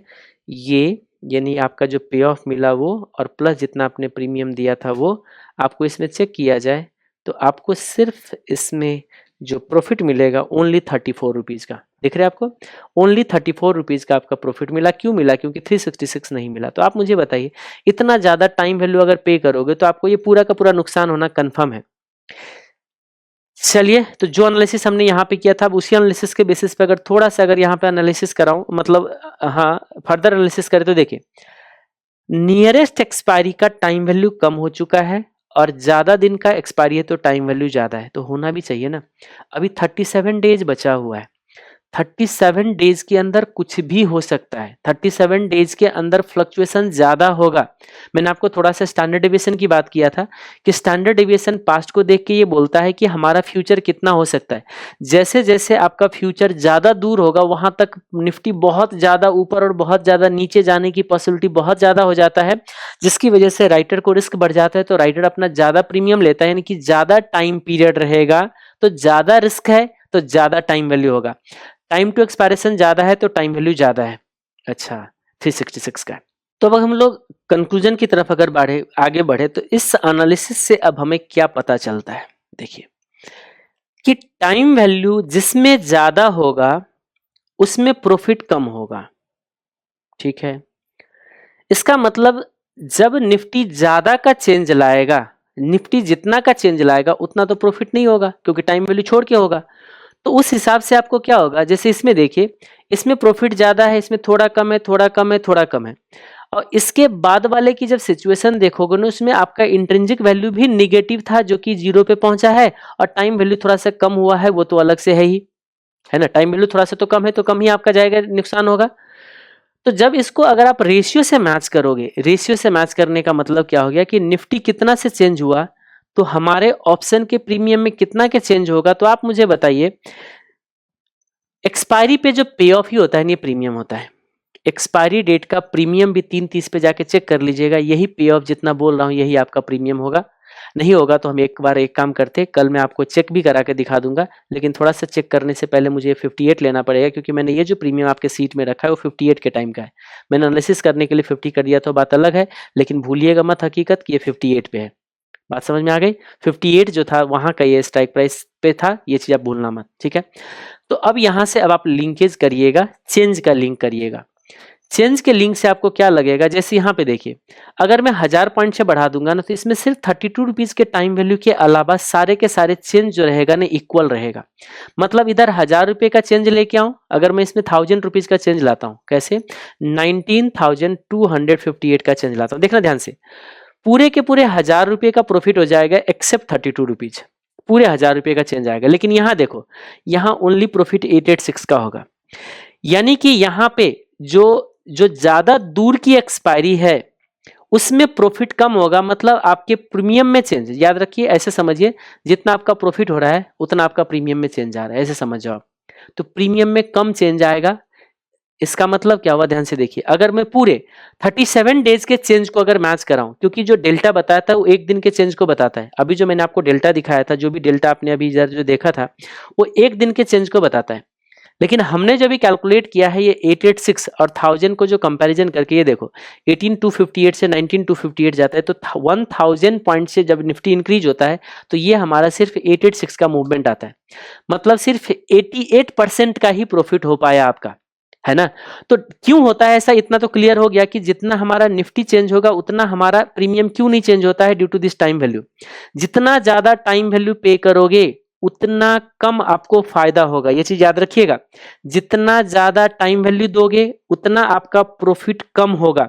यहाँ टाइम वैल्यू ज्यादा था इसीलिए प्रॉफिट कम हुआ, सबसे ज्यादा टाइम वैल्यू यहाँ पे था, इसमें सबसे आपका प्रॉफिट जो होता है कम होता है। इधर आपका प्रॉफिट कम है तो आपका पेमेंट भी कम है, बहुत कम पेमेंट है तो पेमेंट तो होगा ही, पेमेंट बहुत कम है क्योंकि यहाँ निगेटिव इंट्रिंसिक वैल्यू की वजह से यहाँ पे आपका प्रॉफिट कम हो जाता है, क्योंकि निगेटिव इंट्रिंसिक वैल्यू को भी पहले जीरो लेके जाता है प्रॉफिट देने से पहले। तो हमने क्या देखा कि चेंजेस आपका कम हो गया। जैसे यहाँ पे देखोगे तो 1000 रुपीज का निफ्टी में चेंज, लेकिन आपके प्रॉफिट में सिर्फ 6642 का चेंज आया, यानी कि ओनली 64% का चेंज आया। कितने दिन में? 37 डेज में। डेल्टा कितने दिन के चेंज को बताता है? 1 डे के चेंज को बताता है। तो अब क्या होगा देखिए, एक दिन में कितना टाइम वैल्यू आपका गिरेगा, सोच के देखिएगा आप, कितना एक दिन में कितना टाइम वैल्यू जाएगा आपका। तो एक दिन का टाइम वैल्यू जितना डिके होगा, जैसे ये देखिए हम कह रहे हैं कि देखो ये टोटल टाइम वैल्यू हमारा कितना है 114 का, कितने दिन में 37 डेज में, तो एक दिन में कितना टाइम वैल्यू जाएगा बताइए, 114 डिवाइडेड बाई 37, 37 ये हमारा आ गया 3 रुपीज का। ये देखो 3 रुपीज का डेली टाइम वैल्यू है, एक दिन का टाइम वैल्यू इतना आपका इसके अंदर बन रहा है। यानी कि धीरे धीरे जैसे जैसे एक एक दिन बीतता जाएगा ये 3 रुपीज अपने आप कम होता जाएगा, और लास्ट में जो ये 2 डेज बचेगा, तो 2 डेज के आसपास इसका आपका टाइम वैल्यू 32 डे होता क्या है, डेली बेसिस पे इक्वली टाइम वैल्यू डिक्रीज नहीं होता है। टाइम वैल्यू जो डाउन होता है ना, उसका भी एक बिहेवियर होता है, उसका जो बिहेवियर होता है एक्सपायरी के डेट पे ध्राम से गिरता है। जैसे ये 32 रुपीज है, देखो 2 दिन में 32 रुपीज आएगा, यानी कि आप इसको ऐसे समझो, पूरे 37 डेज का 114 रुपीज का टाइम वैल्यू, एकदम करो इन दी मनी को एनालिसिस ही मत करो, एट दी मनी को एनालिसिस करो आप। एट दी मनी में टोटल टाइम वैल्यू कितना है बताइए, 354 का, 358 का, इसमें से 2 दिन का टाइम वैल्यू कितना है बताइए, 82 रुपीज का, है ना। तो 358 माइनस 82 कर दो, सिंपल। 276 का टाइम वैल्यू, इसमें से 276 रुपीज का टाइम वैल्यू 35 डेज में डाउन जाएगा। इसमें से 276 का जो टाइम वैल्यू वो 35 डेज में डाउन जाएगा, डिवाइड बाय 35, मतलब मोटा मोटा एक दिन में हमारा 8 रुपये दिख रहा है। हमारा टाइम वैल्यू कितना दिख रहा है कि एक दिन में 8 रुपीज, क्योंकि टाइम की वजह से जो पेमेंट किया था, जैसे टाइम बीतता जाएगा उसका वैल्यू कम होता जाएगा, तो एक दिन में टाइम वैल्यू 8 रुपये कम होते हुए दिख रहा है।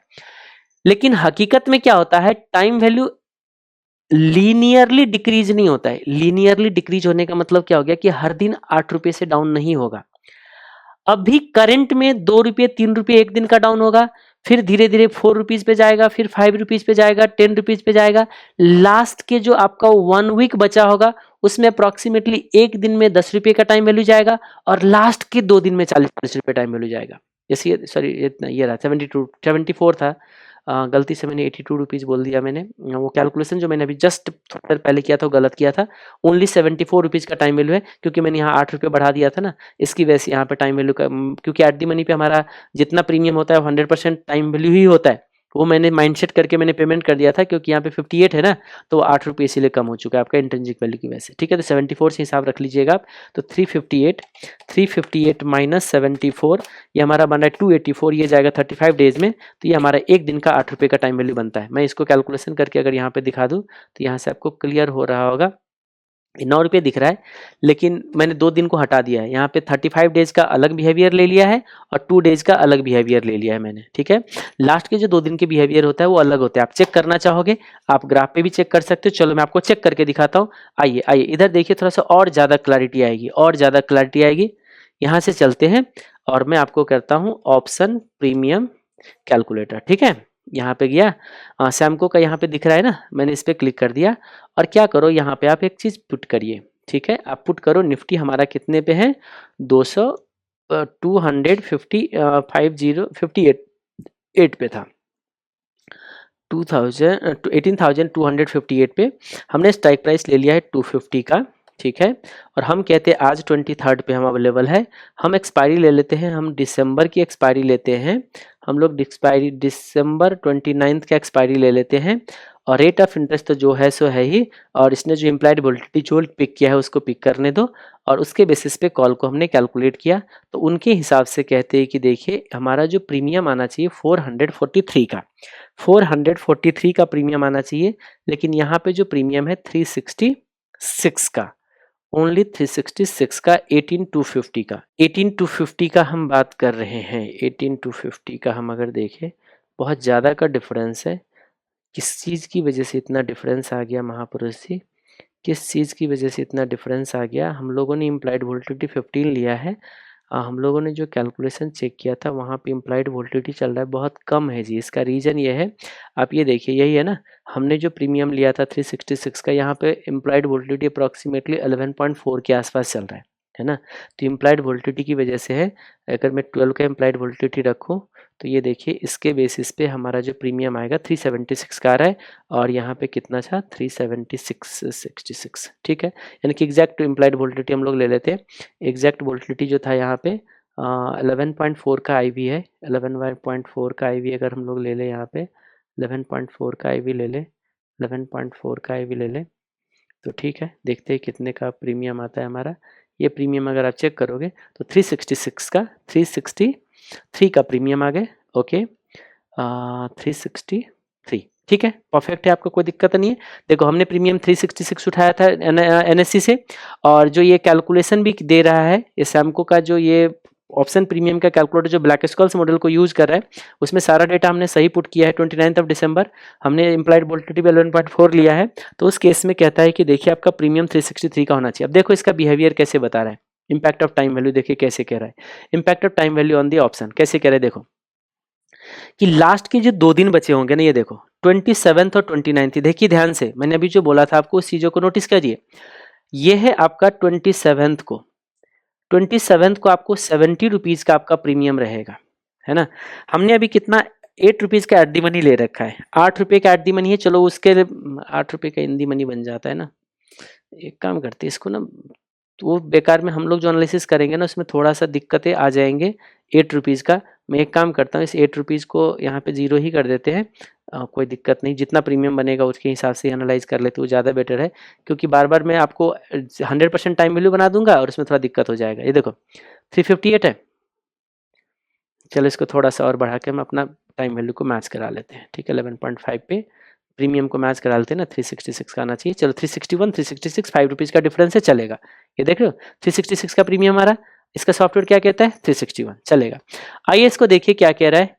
कह रहे कि देखो लास्ट के जो 2 डेज का आपका प्रीमियम है, सुनते रहिएगा, 27 को इस केस में, यानी कि निफ्टी अगर यहीं रह गया, कुछ नहीं हुआ, तो आपको 67 रुपीज का टाइम वैल्यू बचेगा 2 दिन का, जो कि 29 तक जाके आपका क्या हो जाएगा, 0 हो जाएगा। एक चीज और नोटिस करिएगा, ये जो आपका जैसे जैसे बीतता जा रहा होगा ना, कॉन्टिन्यूअस नहीं होगा। कॉन्टिन्यूअस मतलब इक्वली डिक्रीज नहीं हो रहा होगा ये वैल्यू। अगर आप चेक करोगे तो ये वैल्यू आपको इक्वली डिक्रीज नहीं हो रहा होगा। जैसे यहाँ पे देखिए, यह है 23 से 25 देखिए, और 27 4 डेज है ना। ये देखो 20, ये जो 23 है, 23 से 27 4 डेज गया। इस 4 डेज के अंदर कितना टाइम वैल्यू डिक्रीज हुआ, एक बार कैलकुलेशन करिएगा। 361 माइनस 334, 27 रुपीज डिक्रीज हुई है। मैं यहाँ पे लिख देता हूँ, इस 4 डेज में 27 रुपीज का टाइम वैल्यू डिक्रीज हुआ। अब अगला देखते हैं, 27, 28, 29 और फिर 30 और फिर फर्स्ट पे गया, ये अगले 4 डेज। भाई तुम ऐसा क्यों लिख रहे हो भाई, इधर 2 डेज में दे दिया तुमने। चलो ठीक है, 2 डेज में जो यहाँ टाइम वैल्यू गिराया ना उसने 334 माइनस 321, 13 रुपीज का 2 डेज में। 2 डेज में कितना गया बताइए, 13 रुपीज। अब देखिए एक तरीके से देखा जाए तो अभी एक दिन में अप्रोक्सीमेटली 6 रुपीज का टाइम वैल्यू जा रहा है। कैसे, 4 डेज में 27 रुपीज, तो 27 डिवाइड बाई 4। एक दिन में जो वैल्यू गिरेगा टाइम वैल्यू का 6 रुपये, अप्रोक्सीमेटली 6 पॉइंट समथिंग का। यहाँ पे भी देख रहे 6.5 का गिर रहा है। अब धीरे धीरे यहाँ पे पहुंचो, अब ये है हम लोग 11 पे और ये हम लोग 15 पे। यहाँ देखिए यहाँ से यहाँ कितना टाइम वैल्यू गिरा है। अब ऐसे देखा जाए तो 4 डेज में यहाँ भी 27 गिरना चाहिए, लेकिन जैसे जैसे एक्सपायरी के आसपास जाओगे तो आपका टाइम वैल्यू गिरने की जो रेशियो होगा थोड़ा बढ़ जाएगा। अभी तक तो रेशियो बढ़ा नहीं है, यहाँ नियरेस्ट एक्सपायरी पे जाके रेशियो एकदम धड़ाम से गिरना थोड़ा ज्यादा हो जाता है। लास्ट के 1 में ज्यादा गिरते हैं, एक दिन में 11 से 12 रुपए जाता है। अभी वही होगा 6.5 से 7-8 रुपए तक पहुंचा होगा। देखते हैं 233 माइनस 201, 233 माइनस 201, 32 रुपीज का टाइम वैल्यू है, डिवाइडेड बाई 4। देखो थोड़ा सा बढ़ गया आपका। यहाँ पे 4 डेज में 27 था, यहाँ पे देखो आप 4 डेज में कंपैरेटिवली थोड़ा सा बढ़ा आपका। कितना गया, 32 रुपीज। चलो एक काम करते, यहाँ पे 4 डेज में चेक करते। देखो 21 से लेके 21 से 25 को अब चेक करते हैं, देखते हैं क्या होता है। ये देखो ध्यान से, 144 माइनस 97, ₹47 गिरा है। देखो ध्यान से, यहाँ पे भी 4 डेज है, लेकिन यहाँ पे आपका टाइम वैल्यू जो गिरा है वो ₹47 का। देखो मोटा मोटा आपका 1.5 गुना हो चुका है, 1.5 टाइम्स हो चुका है।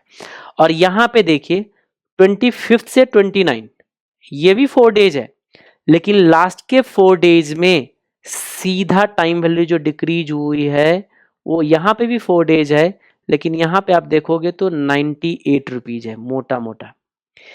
यानी कि near to expiry time value बहुत तेजी से गिरता है, लेकिन एक और भी बात है, उसमें टाइम वैल्यू होता कम है, क्योंकि ऑलरेडी बहुत सारा गिर चुका होता है। ये जो अभी में एक दिन में जितना वैल्यू गिरता है, इसको ऑप्शन ग्रीक्स में थीटा से इंडिकेट किया जाता है। किस चीजों से इंडिकेट किया जाता है? थीटा से इंडिकेट करते हैं, याद रखिएगा। अब थोड़ा थोड़ा सा लिंकेज करके अब इसको हम लोग कंक्लूड करते हैं। हम इसको डिलीट कर देते हैं और अब आपको मैं दिखाता हूँ यहाँ पे कि क्या सीन हम लोगों का बन रहा है। यहाँ पे आके चेक करिए कि ये जो हमने अभी बताया था, ये है आपका थीटा, जो अभी मैंने आपको लिंक कराया ना कि एक दिन में कितना वैल्यू गिर रहा है, तो ये है आपका theta related to decrease in time to expiration. जैसे जैसे टाइम बीतता जाएगा उसका वैल्यू गिरता जाएगा। थीटा अगर -10 है, बोथ कॉल एंड पुट का, अगर मान लीजिए दोनों का, कॉल का भी हो पुट का हो, थीटा आपका माइनस ही होता है। कॉल का भी प्रीमियम गिरता है, पुट का भी प्रीमियम गिरता है। It indicates depreciation of premium in 1 day should be ₹10। चाहे कॉल हो चाहे पुट हो, अगर कहीं पे थीटा आपको 10 दिखता है तो एक दिन में ₹10 का आपका प्रीमियम क्या होगा? गिरेगा। जैसे हमने जो अभी आपको जो चेक कराया था उसमें आपको एक दिन का अभी का थीटा दिख रहा होगा ₹7, धीरे धीरे बढ़ता गया 8 पे गया, फिर और बढ़ा, फिर और बढ़ा, और लास्ट में जाके आपको 4 दिन के अगर ₹98 था तो उसमें से 2 दिन का 2 डेज का ही आपका अप्रोक्सीमेटली जो भी हमने कैलकुलेशन करके दिखाई था, उधर ना जाए, इधर आ जाए। नियर एक्सपायरी थीटा ज्यादा हो जाता है, जैसे आपने देखा कि बहुत तेजी से टाइम वैल्यू गिरता है। दूर है अगर एक्सपायरी तो थीटा कम होता है, धीरे धीरे टाइम वैल्यू क्या होता है? इसका गिरता है। एट दी मनी का एक्सपायरी डे का थीटा मैंने बताया है कि एक्सपायरी डे पे जो आपका थीटा होगा निफ्टी का अप्रोक्सीमेटली 18 के इम्प्लाइड वोल्टिलिटी पे ₹70 का होता है एक दिन का थीटा। मतलब क्या हो गया कि आपका थर्सडे से फ्राइडे थर्सडे से फ्राइडे नहीं, वेंसडे शाम से लेके फ्राइडे को एक्सपायरी टाइम तक आपका ₹70 का थीटा जाएगा आपका, अगर 18 का आईवी होगा तो। लेकिन अभी आईवी बहुत कम है, क्योंकि मार्केट में लोगों को लग रहा है कि अब स्टेबल रहेगी मार्केट। जब बहुत ज़्यादा ऊपर चले जाते हैं ना, तो लोगों को डर कम लगता है, और जैसे ही डर कम लगता है तो वोलेटिलिटी उसका लोगों को ये मान लेते हैं कि रिस्क हमारा कम है, डर कम है तो रिस्क कम है, रिस्क कम है तो कम प्रीमियम से भी काम चला लेते हैं। तो अभी आपका इम्प्लाइड वोलेटिलिटी बहुत ही लोअर लेवल पे चल रहा है। आप आईवी का अगर चार्ट जाके चेक करोगे तो अभी का चार्ट जो आपको दिखेंगे ना, पिछले कुछ महीनों में बहुत कम लेवल पे दिखेगा आपको। इम्प्लाइड वोलेटिलिटी से आपका वेगा लिंक है, तो मैं वेगा को भी आज ही कंप्लीट कर दूंगा, ठीक है। या 18 की इम्प्लाइड वोलेटिलिटी पे भी थोड़ा देर का डिस्कशन करते हैं। मैंने बोला है ₹70 के आसपास आपको एट दी मनी पे दिखेगा प्रीमियम। और बैंक निफ्टी का अप्रॉक्सीमेटली इम्प्लाइड वोलेटिलिटी ज़्यादा होता है, क्योंकि बैंक निफ्टी जो है ना वो ज़्यादा फ्लक्चुएट करता है। तो उस केस में आपका बैंक निफ्टी का एटीएम पे जो आपको दिखेगा ना ₹210 का आपको क्या कहते हैं थीटा आपको दिखेगा, एक दिन का थीटा एक्सपायरी डे का। मैंने बोला है ना एक्सपायरी डे का थीटा है ये। एक दिन में बैंक निफ्टी का प्रीमियम ₹210 गिरेगा थर्सडे को। एक दिन में थर्सडे को ₹70 का प्रीमियम डाउन होगा, एक दिन में आपका थर्सडे को। ये चीज याद रखिएगा, एक दिन का टाइम वैल्यू इतना होगा अगर आईवी 18 होगा। अभी जो हमने चेक किया था आईवी उसका बहुत कम था 11.5, जिसकी वजह से ये आपका कम हो जाएगा। इसका मतलब इम्प्लाइड वोलेटिलिटी कम होना लो टाइम वैल्यू को बताता है, और टाइम वैल्यू अगर कम हो तो उस केस में ऑप्शन के बायर के लिए फायदेमंद होता है। यानी कि अभी एक्सपायरी पे अगर कोई ऑप्शन के बायर ट्रेड करता है तो उसको नुकसान कम होगा, क्योंकि टाइम डीके कम होगा, क्योंकि इम्प्लाइड वोलेटिलिटी अभी कम चल रहा है मार्केट में। ओके, वेडनेसडे का थीटा आपको ₹35 का होगा। देखो ध्यान से, जितना आपका वेडनेसडे का थीटा होता है ना, उसका 2 गुना थीटा आपका थर्सडे का होता है एक्सपायरी डे का। देखो आप यहाँ पे आपका 105 होगा, उसका 1.5 टाइम्स, सॉरी 2 गुना ही है सीधा। इसका 2 गुना थीटा आपका कहाँ पे होता है? यहाँ पे एक्सपायरी डे पे। ये मैंने आपको कैलकुलेशन करके दिखाया। आपको अगर वेरीफाई करके देखना है तो लो में वेरीफाई करके दिखा देता हूँ। आइए वेरीफाई करके दिखा देता हूँ। मुझे बस करना क्या है बताइए? मुझे कुछ नहीं करना है, मुझे सिंपली यहाँ पे जाके इसको बदलना है। इम्प्लाइड वोलेटिलिटी जो है मुझे कर देना है, इसका लिया था मैंने 18 का इम्प्लाइड वोल्टिलिटी नॉर्मली, देखो नहीं आपको दिख भी रहा है, ये जो है ना, ये देखो, ये हिस्टोरिकल इम्प्लाइड वोल्टिलिटी बता रहा है निफ्टी का 21% जा रहा है। मैंने 18% कोई ज़्यादा नहीं बोला है। ऑन एन एवरेज निफ्टी 21% की इम्प्लाइड वोल्टिलिटी पे चलता है, लेकिन अभी जो मार्केट बहुत ज़्यादा टॉप पे आके रुका है, तो लोगों का जो डर है ना अंदर से खत्म होते जा रहा है। अब तो मार्केट बुलिश हो चुका है, यानी कि बढ़ते हुए मार्केट में लोगों को थोड़ा कम डर लगता है, गिरते हुए मार्केट में लोगों को डर ज्यादा लगता है, तो वहां पे इम्प्लाइड वोल्टिलिटी ऑटोमेटिकली आपको ज्यादा दिखेगा। ठीक है, कोई नहीं, तो मैंने 18 का इम्प्लाइड वोल्टिलिटी यहाँ पे लेके और फिर मैं क्या कर रहा हूँ, यहाँ पे प्रीमियम कैलकुलेट कर रहा हूँ। ठीक है, आ गया होगा कुछ प्रीमियम। कह रहे अगर 18 का इम्प्लाइड वोल्टिलिटी होता तो यही प्रीमियम 505 का होना चाहिए था, जो आज आपको 366 का मिल रहा है। याद रखेंगे, आज जो आपको 366 का प्रीमियम मिल रहा है ना, ये वाले प्रीमियम, आप खुश नसीब हो, लो इम्प्लाइड वोल्टिलिटी की वजह से मिल रहा है। अगर नॉर्मल 18 का इम्प्लाइड वोल्टिलिटी तो यही प्रीमियम आपको 505 का होता, और उस केस में एक्सपायरी डे पे जो आपके, जो मैंने बोला है ना, एक्सपायरी डे का आपका एक दिन का, ये देख रहे हो यहाँ पे 2 दिन का प्रीमियम जो होना चाहिए ना, मैंने अभी बताया एक्सपायरी डे का 70 रुपीज और बिफोर 1 डे बिफोर एक्सपायरी आपका 35 रुपीज, यही है ना। तो 70 और प्लस 35, मोटा मोटा 105 का टाइम वैल्यू आपका सिर्फ 2 दिन का होगा, 2 डेज का। यहां से यहां तक का टाइम वैल्यू, अब इसमें जो अगर वैल्यू आ जाता ना तो बड़ी मजा आता। वैल्यू कैसे आ सकता है बताइए, वैल्यू कैसे आ सकता है? चलो एक काम कर सकते हैं, अभी का नियरेस्ट एक्सपायरी ले लेते हैं। ये लो, कल वाला एक्सपायरी लेके आप चेक कर लो ना, तो आपको रियलाइज हो जाएगा कि मैं जो बोल रहा हूँ सही बोल रहा हूँ गलत बोल रहा हूँ। ये लो 24 नवंबर ले लिया, 2 दिन के गैप आ गई, आ गई। हम लोग ले लेते हैं इम्प्लाइड वोल्टिलिटी 18 का। ये देखो जितना आपका प्रीमियम बचा है, इसमें चेक कर लीजिए आप, टाइम वैल्यू गिरा है, ये देखिए 23-24। अभी टाइम मतलब 23 का 50 तो बच, 50% तो आज आपका डेट चला जा चुका है, इसकी वजह से सिर्फ 70 रुपीज का टाइम वैल्यू दिखा रहा है। देख रहे हो 23 से 24, एक दिन का टाइम वैल्यू आपको 70 रुपीज के आसपास दिखा रहा है।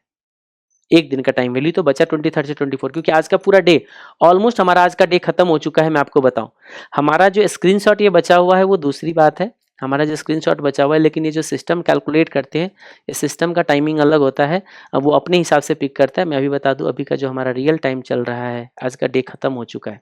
ठीक है, मैंने ऑप्शन चेन का स्क्रीन लेके फिर लंच वंच इधर उधर में टाइम चला गया। करंट टाइम कितना है आपको देख लीजिए, आपको दिख जाएगा 2:56 PM हो रहे हैं वेंसडे का, यानी कि अब हमारा मार्केट क्लोज होने वाला है। समझ में आ गया, इसीलिए सिर्फ वो एक दिन का टाइम वैल्यू बचा हुआ है। होप जो मैं बोलना चाह रहा तो आपको समझ आ गया। कहाँ थे, 35। इस तरीके से आप बैंक निफ्टी का भी चेक कर सकते हैं। ये रहा, ये मेन काम की चीज़ है। देखो एट दी मनी का जो आपका टाइम वैल्यू जो गिरते हैं, देखो धीरे धीरे गिरता है, धीरे धीरे। ये है आपका, जैसे जैसे टाइम बीतता जाएगा टाइम का वैल्यू गिरता जाएगा धीरे धीरे। लेकिन जो एक्सपायरी के 1 वीक होता है ना, इसमें बहुत तेजी से गिरता है, बहुत तेजी से गिरता है, याद रखिएगा। यानी कि नियरेस्ट एक्सपायरी कोई अगर ट्रेड करते हो कॉल पुट को, तो ज्यादा देर होल्ड मत करना। एक दिन भी होल्ड करोगे तो अच्छा खासा प्रीमियम डीके हो जाएगा। और वेंसडे को जो कुछ लोग होते हैं ना, वेंसडे को बीटीएसटी एसटीबीटी लेते हैं ऑप्शन में थर्सडे के लिए। मुझे तो लगता है कि पता नहीं वो कितना रिस्क ले रहा है। इतना रिस्क लेने का तो कोई मतलब ही नहीं बनता है। अरे भाई, इतना रिस्क का मतलब क्या हो गया पता है? ऊपर से चाकू गिर रहा है, आप ऐसे रोकने की कोशिश कर रहे हो। अरे बहुत ज्यादा, अगर एक गलती से अगर फ्लैट ओपनिंग हो गई ना थर्सडे को, तो उस केस में आपका जो 50% प्रीमियम जो होगा ना आपका खत्म हो चुका होगा। इतनी हालत बुरा होते हैं।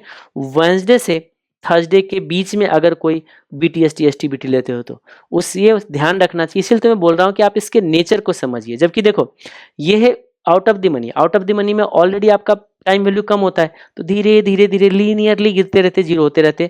और इन दी मनी में तो टाइम वैल्यू और कम होता है, तो उस केस में ये कहते हैं कि देखो ये ऐसे गिरता है। तो सबसे ज्यादा रिस्की जो होता है टाइम एट दी मनी को ट्रेड करना एक्सपायरी के आसपास। और तब भी देखना जितने भी होते हैं सब कहते हैं एटीएम बाई करो, एटीएम बाई करो, पता नहीं क्या है। ठीक है, होप ये आपको थीटा समझ आ गया होगा, कितना से प्रीमियम गिरेगा। बीच में गामा रहता है। हाँ जी, डेल्टा की बात करते हैं, आइए। लंबा हो गया शायद वीडियो आज, पता नहीं कितना टाइम हो गया।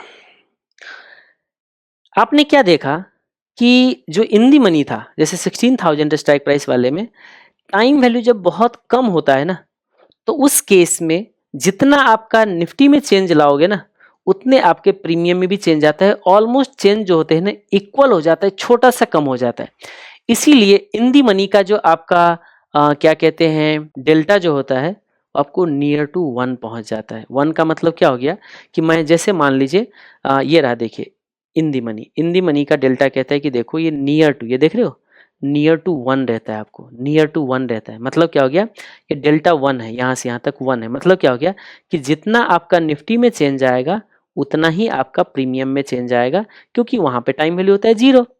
तो सारे इन दी मनी नहीं, एटीएम से लेके इन दी मनी के बीच में, ये देखो ये एटीएम के पॉइंट पे जो होते हैं ना, आपका जो क्या कहते हैं टाइम वैल्यू जो होता है वो आपका अप्रोक्सीमेटली 0.5 के आसपास मिलेगा। आपका ये आपका अप्रोक्सीमेटली 0.5 के आसपास मिलेगा। समझ में आ गए। तो एट दी मनी का जो होते हैं ना बीच में होता है, यानी कि निफ्टी अगर 1 रुपये चेंज होगा तो आपके जो प्रीमियम होगा 0.5 से चेंज होगा। ठीक है। और आउट ऑफ द मनी का तो आपको ऑलमोस्ट 0 बनेगा। क्यों बनेगा, अब होप ये आपको समझ आ गया। अरे भाई वो आपका निफ्टी बढ़ेगा लेकिन आपका प्रीमियम उतना नहीं बढ़ेगा ना। प्रीमियम क्यों उतना नहीं बढ़ेगा, इसलिए नहीं बढ़ेगा क्योंकि आपका जो टाइम वैल्यू वो गिर जाएगा। टाइम वैल्यू तो मिलना है नहीं, तो टाइम वैल्यू के अलावा ज्यादा टाइम वैल्यू की वजह से आपका प्रीमियम ज्यादा बढ़ ही नहीं पाएगा, क्योंकि टाइम वैल्यू को तो 0 होना ही है, क्योंकि वो टाइम बीतता जाएगा 0 होता जाएगा। तो हाई टाइम वैल्यू जहां जहां होगा वहां वहां आपका क्या कहते हैं डेल्टा जो होगा वो आपका कम हो जाएगा। तो अब इसको आप धीरे धीरे लिंक कर सकते हो। दूर के एक्सपायरी में टाइम वैल्यू ज्यादा होता है तो उसका भी डेल्टा आपका कम हो जाएगा। अब मैं आपको जाके चल रहा सीधा चलता हूँ स्क्रीन पे और आपको मैच करा देता हूँ। ठीक है। आप ऐसे समझ आइए, जहां टाइम वैल्यू ज्यादा वहां पे आपका क्या कहते हैं डेल्टा जो होगा वो आपका कम होगा। ठीक है। ओके। और आउट ऑफ द मनी में क्या होता है, जितना होता है 100% टाइम वैल्यू होता है। अब आउट ऑफ द मनी में क्या होता है, निगेटिव इंट्रिंसिक वैल्यू की वजह से जितना भी मर्जी निफ्टी चेंज होते रहे आपके प्रीमियम में चेंज नहीं आएगा, तो इसका तो ऑलमोस्ट 0 होना कंफर्म है। बात समझ में आ गई। क्यों, इसमें आप इंट्रिंसिक वैल्यू को 0 कहते हो ना, लेकिन वो इंट्रिंसिक वैल्यू 0 होता है निगेटिव के साथ। जब निफ्टी ऊपर होता जाएगा तो पहले वो निगेटिव इंट्रिंसिक वैल्यू 0 पे पहुंचता है, तब जाके आपके पॉजिटिव इंट्रिंसिक वैल्यू में जाता है। समझ में आया बात। तो इसीलिए क्या होता है, मार्केट बढ़ते रहते हैं लेकिन उसके बावजूद भी प्रीमियम नहीं बढ़ता है आउट ऑफ द मनी का, क्योंकि वो निगेटिव इंट्रिंसिक वैल्यू 0 होते रहते हैं। निगेटिव आपका 0 की तरफ बढ़ रहा है तो आपके प्रीमियम में कोई फर्क नहीं पड़ा है। जब आपका प्रीमियम इंट्रिंसिक वैल्यू जब पॉजिटिव जाएगा तभी आपका प्रीमियम बढ़ना शुरू होगा, याद रखिएगा। तो उसमें बहुत ज्यादा का मूवमेंट लाना होता है, यानी कि निफ्टी बहुत ज्यादा चेंज आ जाएगा तभी आपका प्रीमियम इतू सा चेंज होगा। इसीलिए आउट ऑफ द मनी का जो डेल्टा होता है नियर टू 0 होता है। होप ये आपको क्लियर हो गया होगा। आउट ऑफ द मनी का जो निफ्टी का बीटा जो डेल्टा जो होता है नियर टू 0 होता है। एक बार मैं फिर से वेरीफाई करके चेक करा देता हूं ताकि थोड़ा सा ज्यादा और क्लैरिटी आ जाए। ये मैंने आपके लिए ऑप्शन चेन खोला हुआ था यहाँ पे क्या कहते हैं इसका सेंसिबल का। यहाँ देखिए आपको दिख जाएगा, यहाँ से क्लियर हो जाएगा। देखो 29 ऑफ दिसंबर की हम बात कर रहे हैं। 29 ऑफ दिसंबर की बात करें, देखो deep out of the money है, कितना छोटा डेल्टा है।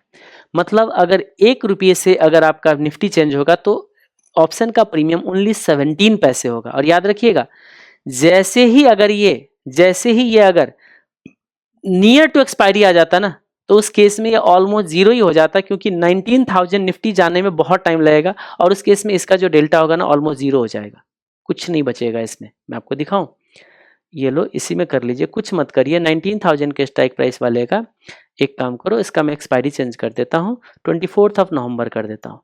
अब देखिए इसका जो डेल्टा है वो कहाँ पहुंच गया, कहाँ गया भाई, पॉइंट देखो डेल्टा कितना पहुंच गया, 0.0051 पे पहुंच गया। 0.005 मतलब 100 रुपीज से अगर निफ्टी चेंज आ जाए, निफ्टी अगर 100 रुपीज से चेंज आएगा तो इसमें 50 पैसे का चेंज आएगा इसके कॉल ऑप्शन के अंदर। समझ में आ गया बात, 50 पैसे का चेंज आएगा। ठीक है। जैसे अगर मैं थोड़ा सा और बढ़ा दूं, अगर मान लीजिए 24 ऑफ नवंबर की जगह 1 दिसंबर कर दूं तो टाइम थोड़ा सा आपका इसका डेल्टा क्या हो जाएगा, थोड़ा बढ़ जाएगा, थोड़ा सा ज्यादा हो जाएगा। ये देखो 0.01 पे आ गया, 0.01 पे आ गया डेल्टा आपका। ठीक है। ओके, तो डेल्टा को भी मैंने ऑलमोस्ट सब कुछ बता दिया। अब गामा रहता है, अरे यार कितना पढ़े, एक दिन और लगाना पड़ेगा इसमें, नहीं तो फिर हैवी हो जाएगा। ठीक है, ये हो गया, आपको समझ में आ गए। गामा को भी थोड़ा देर के लिए छोड़ दे तो थीटा भी आपको समझ आ गए। टाइम वैल्यू डी क्यों ना, वेगा जो होता है ये इम्प्लाइड वोलेटिलिटी के चेंज के बेसिस पे आता है। जैसे मान लीजिए अभी इम्प्लाइड वोलेटिलिटी 18 रुपीज़ % का है और इम्प्लाइड वोलेटिलिटी अगर 19% हो जाता है तो ऑप्शन के प्रीमियम में कितने रुपये का चेंज आएगा। अगर मान लीजिए ऑप्शन के प्रीमियम में 10 रुपीज़ का चेंज आएगा तो वेगा जो होगा वो आपका 10 रुपीज़ का हो जाता है। समझ में आ गया, वेगा कितना हो जाएगा, 10 रुपीज़ का हो जाएगा। इन दी मनी का वेगा जो होता है ना लो होता है, एट दी मनी का वेगा आपका हाई होता है। ये क्या मैं कहना चाह रहा हूँ, ध्यान से सुनिएगा। एट दी मनी का वेगा हाई होता है, नियर एक्सपायरी लो वेगा, फार एक्सपायरी हाई वेगा। एक्सपायरी अगर ज्यादा दूर है तो वेगा आपका चेंज, यानी कि क्या होता है देखो, एक है हमारा 2 दिन के एक्सपायरी वाले, एक है हमारा 37 डेज के एक्सपायरी वाले, दो ऑप्शन है। समझ में आ गया बात। अब क्या होता है इम्प्लाइड वोलेटिलिटी, जैसे अभी आपको दिख रहा था 11.5% के आसपास का। मान लीजिए निफ्टी अगर अभी 100 पॉइंट से डाउन हो जाए, निफ्टी अगर क्या हो जाता है 100 पॉइंट से डाउन हो जाएगा, तो लोगों को लगेगा, मैंने तो देखा भी नहीं कि कहाँ पहुंच चुके हैं अब हम लोग, ठीक है जहां भी होंगे, निफ्टी अगर मान लीजिए 100% डाउन हो जाएगा, तो लोगों को लगेगा कि अरे अब ये जो टॉप से नीचे आ रहा है, अब बढ़ने की चांसेस कहीं, मतलब नीचे गिरने की पॉसिबिलिटी अगर बढ़ेगा तो राइटर का रिस्क बढ़ेगा, राइटर अपना प्रीमियम बढ़ाएगा, और जैसे राइटर को रिस्क ज़्यादा फील होगा तो इम्प्लाइड वोलेटिलिटी ऑटोमेटिकली बढ़ जाएगा।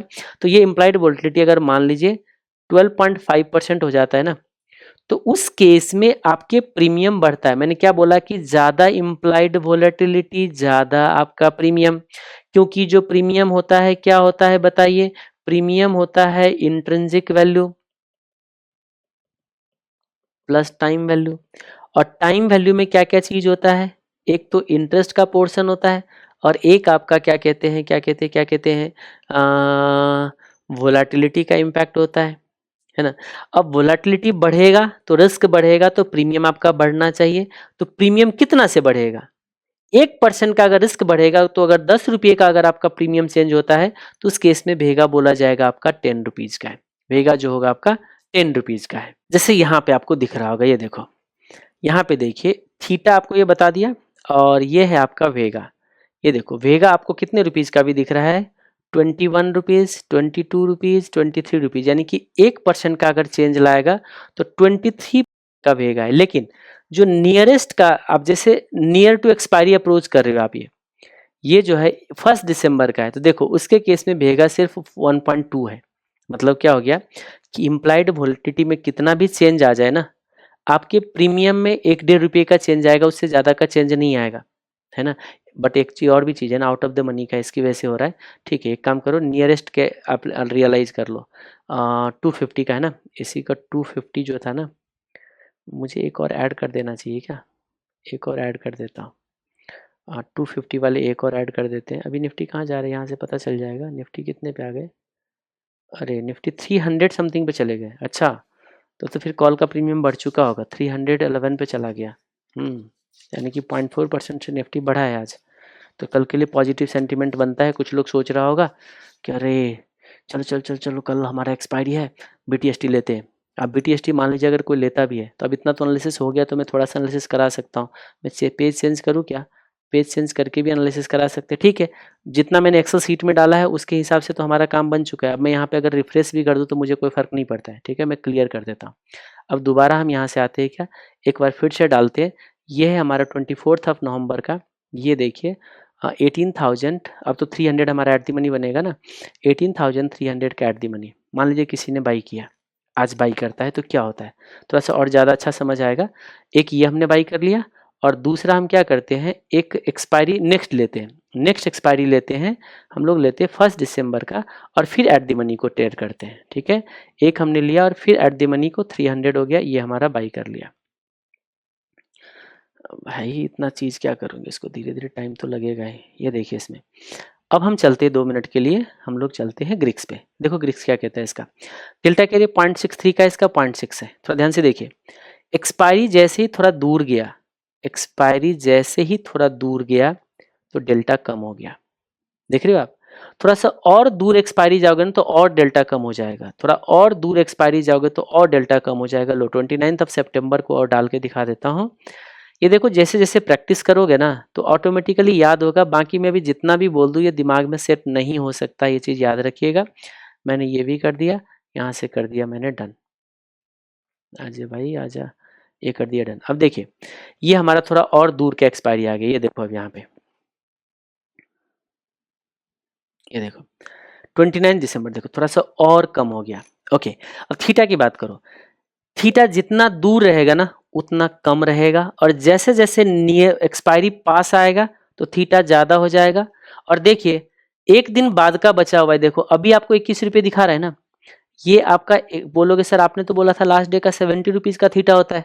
अरे ये 21 रुपीज आपको ये बस ये रात भर में गिरेगा, और वो जो सुबह जब कल मार्केट थर्सडे है, एक्सपायरी का डे है, जब मार्केट ओपन होंगे और जो मार्केट जब क्लोज होंगे, वो ये बीच में पूरा दिन के अंदर 50 रुपए के आसपास टाइम वैल्यू पूरे दिन के लिए होता है। तो टोटल देखा जाए तो 70 रुपीज इसका जितना भी प्रीमियम होगा ना, प्रीमियम कितने का है एक बार चेक करते हैं, 18,300 का प्रीमियम कितने का है। 18,300 का प्रीमियम जो आपको दिख रहा है 24 नंबर के, देख रहे हो 63 रुपीज। इम्प्लाइड वोलेटिलिटी कम होने की वजह से 63 है। अगर इम्प्लाइड वोलेटिलिटी थोड़ा सा ठीक ठाक होता तो ये 70 से ऊपर होता है इसका प्रीमियम, और वो पूरा का पूरा टाइम वैल्यू होता है, याद रखिएगा। तो मैंने पहले ही बोला है कि आपका इम्प्लाइड वोलेटिलिटी कम होगा तो टाइम वैल्यू कम है, तो टाइम वैल्यू कम है तो कम ही तो डीके होगा ना। यानी कि हम कह सकते हैं कि अगर कोई इंसान आज BTST लेता है कॉल में लिए, तो उसको कितने का रिस्क रहेगा रात भर में, उसमें रात भर में जो उसका रिस्क रहेगा, रात भर का रिस्क रहेगा उसका 21 रुपीज का। यानी कि अगर निफ्टी फ्लैट ओपन हो गए तो समझ जाइएगा आप 21 रुपीज का आपका नुकसान हो जाएगा। कितने में से? 63 में से। 63 रुपीज के प्रीमियम था, 63 में से 21 जाना समझते हो कितना होता है? 20 डिवाइडेड बाय 60 कर दिया मैंने, मोटा मोटा मल्टीप्लाई बाय 100। यानी कि अगले दिन अगर निफ्टी फ्लैट ओपन हो गई ना, तो सुबह सुबह आपके कैपिटल जो होगा ना 33% लॉस हो चुका होगा। इसीलिए मुझे जो होते हैं ना बहुत रिस्क लगता है वेंसडे को BTST लेके थर्सडे तक होल्ड करना। लेकिन इसका डेल्टा ज्यादा होने की वजह से 6.62 होने की वजह से अगर 100 150 200 पॉइंट अगर बढ़ गया तो प्रॉफिट भी उतना ही होता है। तो एक्सपायरी का डे जो ट्रेड होता है ना बहुत ज्यादा रिस्की होता है। चलो ये भी हो गया। वेगा की बात करो, देखो नियर टू एक्सपायरी वेगा कम होता है, नियर टू एक्सपायरी जो होता है ना वेगा कम होता है। यानी कि अगर 1-2% की इम्प्लाइड वोलेटिलिटी में चेंज भी आ जाए तो प्रीमियम में 4 रुपए का चेंज आएगा। लेकिन यही अगर दूर की एक्सपायरी वाले की ट्रेड करोगे तो देखिए आप कितना आपका ज्यादा वेगा है। मतलब क्या हुआ, ध्यान से देखिए। अभी आपका 11.5% के इम्प्लाइड वोलेटिलिटी पे ट्रेड हो रहा है, 11.5 के टाइम इम्प्लाइड वोलेटिलिटी पे। अगर मान लीजिए लोगों को कल रिस्क ज्यादा लगता है और आई भी बढ़ जाता है, 12 पे पहुंच जाता है, तो इसकी प्रीमियम ना सीधा 23 रुपीज से बढ़ेगा। तो इस केस में क्या होता है, जब किसी को लगता है इवेंट की अनाउंसमेंट होना है, रिस्क बढ़ने वाला है, तो रिस्क से पहले अगर कोई खरीद लेगा ना तो मार्केट फ्लैट रह जाए, मार्केट जहां है वही रहेगा, उसके बावजूद भी प्रीमियम बढ़ जाता है। आपने बहुत बार देखा होगा निफ्टी में तो कोई चेंज नहीं आया लेकिन कॉल का प्रीमियम बढ़े जा रहा है, पुट का प्रीमियम बढ़े जा रहा है। बोलोगे सर ये कैसे हो गया, निफ्टी में तो कोई चेंज नहीं है, टाइम वैल्यू होना चाहिए, डीके होना चाहिए, प्रीमियम डेप्रिसिएट करना चाहिए, लेकिन डेप्रिसिएशन की जगह तो यहाँ बढ़ रहा है। वो आपका वेगा का इंपैक्ट होता है। अगर किसी दिन निफ्टी फ्लैट है और उसके बावजूद भी प्रीमियम अगर बढ़ते हुए दिख रहा है ना, तो समझ जाइएगा इम्प्लाइड वोलेटिलिटी बढ़ रहा है, जिसकी वजह से वेगा की इंपैक्ट की वजह से आपका प्रीमियम क्या होता है, आपका बढ़ता है।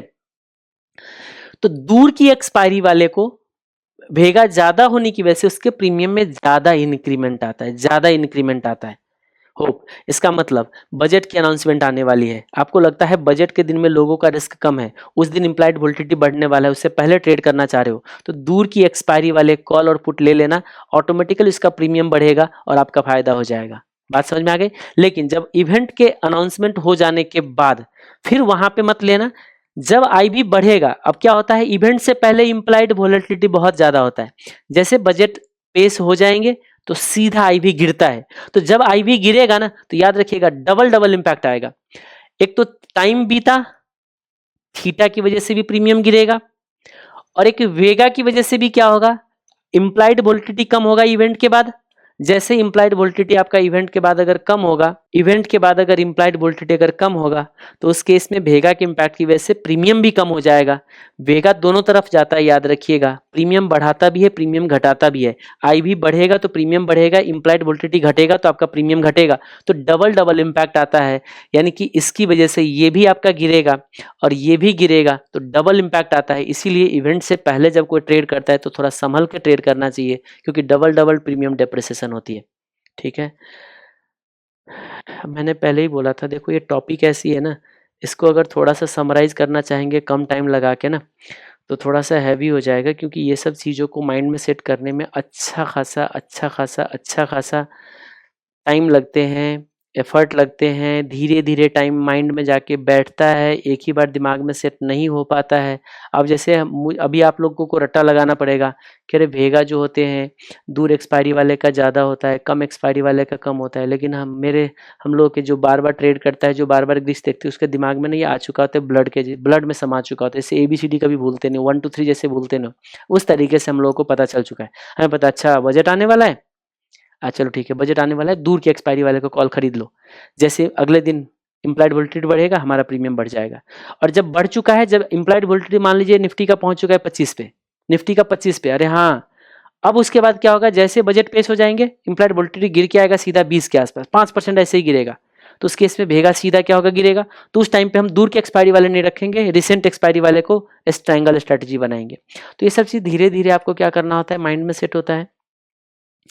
अगर कुछ डाउट रह गया, क्लैरिटी नहीं आई, तो आप मुझे एक बार बता दीजिएगा। मैं यहाँ पे कुछ चीज़ जो लिखा हुआ था उन सबको अब मैं समराइज़ करने की कोशिश करता हूँ। तो ये बैंक निफ्टी का 11 रुपये का एक्सपायरी डे का भेगा जो होते हैं ना, 11 रुपये का, और निफ्टी का 5 रुपीज़ का होता है, ठीक है। और नियर एक्सपायरी का लो भेगा होता है और फार एक्सपायरी का हाई भेगा होता है, ये आपने चेक कर लिया। एटीएम का भेगा आपका ज़्यादा होता है, ठीक है। एटीएम का भेगा सबसे ज़्यादा होता है, यानी कि एट दी मनी पे सबसे ज़्यादा चेंज आता है उसका, क्या कहते हैं, इम्प्लाइड वोलेटिलिटी का। जब भी रिस्क में कोई चेंज आएगा तो सबसे ज़्यादा जो होगा ना, वो आपका एटीएम पे इम्पैक्ट आएगा, ठीक है। 1 वीक एक्सपायरी का भेगा जो होगा 10 का होता है। अब ये सब आप देख लीजिएगा, ये सब जो मेरे दिमाग में रहता है वो सब चीज़ों को यहाँ पे लिख दिया हो, ये धीरे धीरे माइंड में सेट हो जाता है, क्योंकि बार बार आप क्या चीज़ चेक करने जाओगे, है ना। इसको मैंने डिस्कशन कर लिया। एक गामा रह गए, गामा का उतना इम्पैक्ट अब किसी एक दिन अलग से मैं बता दूंगा उसको, ठीक है। तो ठीक है, आज इतना ही रखते हैं अब। एक जिसको थोड़ा सा क्लैरिटी कम आई, अब एक ही दिन में बहुत सारा चीज़ों को हमने इन डेप्थ में बताने की कोशिश किया है, थोड़ा सा हो सकता है अप डाउन हो जाने की वजह से थोड़ा सा क्लैरिटी कम आया, मे भी पॉसिबल हो। मगर इसी को एक दिन डेल्टा पे सिर्फ फोकस करता है, एक दिन सिर्फ थीटा पे फोकस करता है, एक दिन सिर्फ गामा पे फोकस करता है, एक दिन सिर्फ वेगा पे फोकस करता है, तो उसमें क्या होता है, माइंड जो रहती है एकदम उसी पे सिर्फ फोकस करते हैं, तो ज़्यादा इन डीप एनालिसिस होता है, इन डेप्थ एनालिसिस होता है। और जब ज़्यादा एनालिसिस करते हैं तो धीरे धीरे माइंड में जाके सेट भी होता है, और फिर उस चीज़ों को आप रियल लाइफ में यूज भी कर सकते हो। तो क्या अब हम आज वाइंड अप करें या कुछ और मेरे लिए रह गया? गामा को छोड़ के तो ऑलमोस्ट मैंने डिस्कशन कर दिया है। ठीक है, कुछ रह गया तो फिर बाकी आगे कवर करते रहेंगे। आज के लिए इतना ही। Take care, bye bye.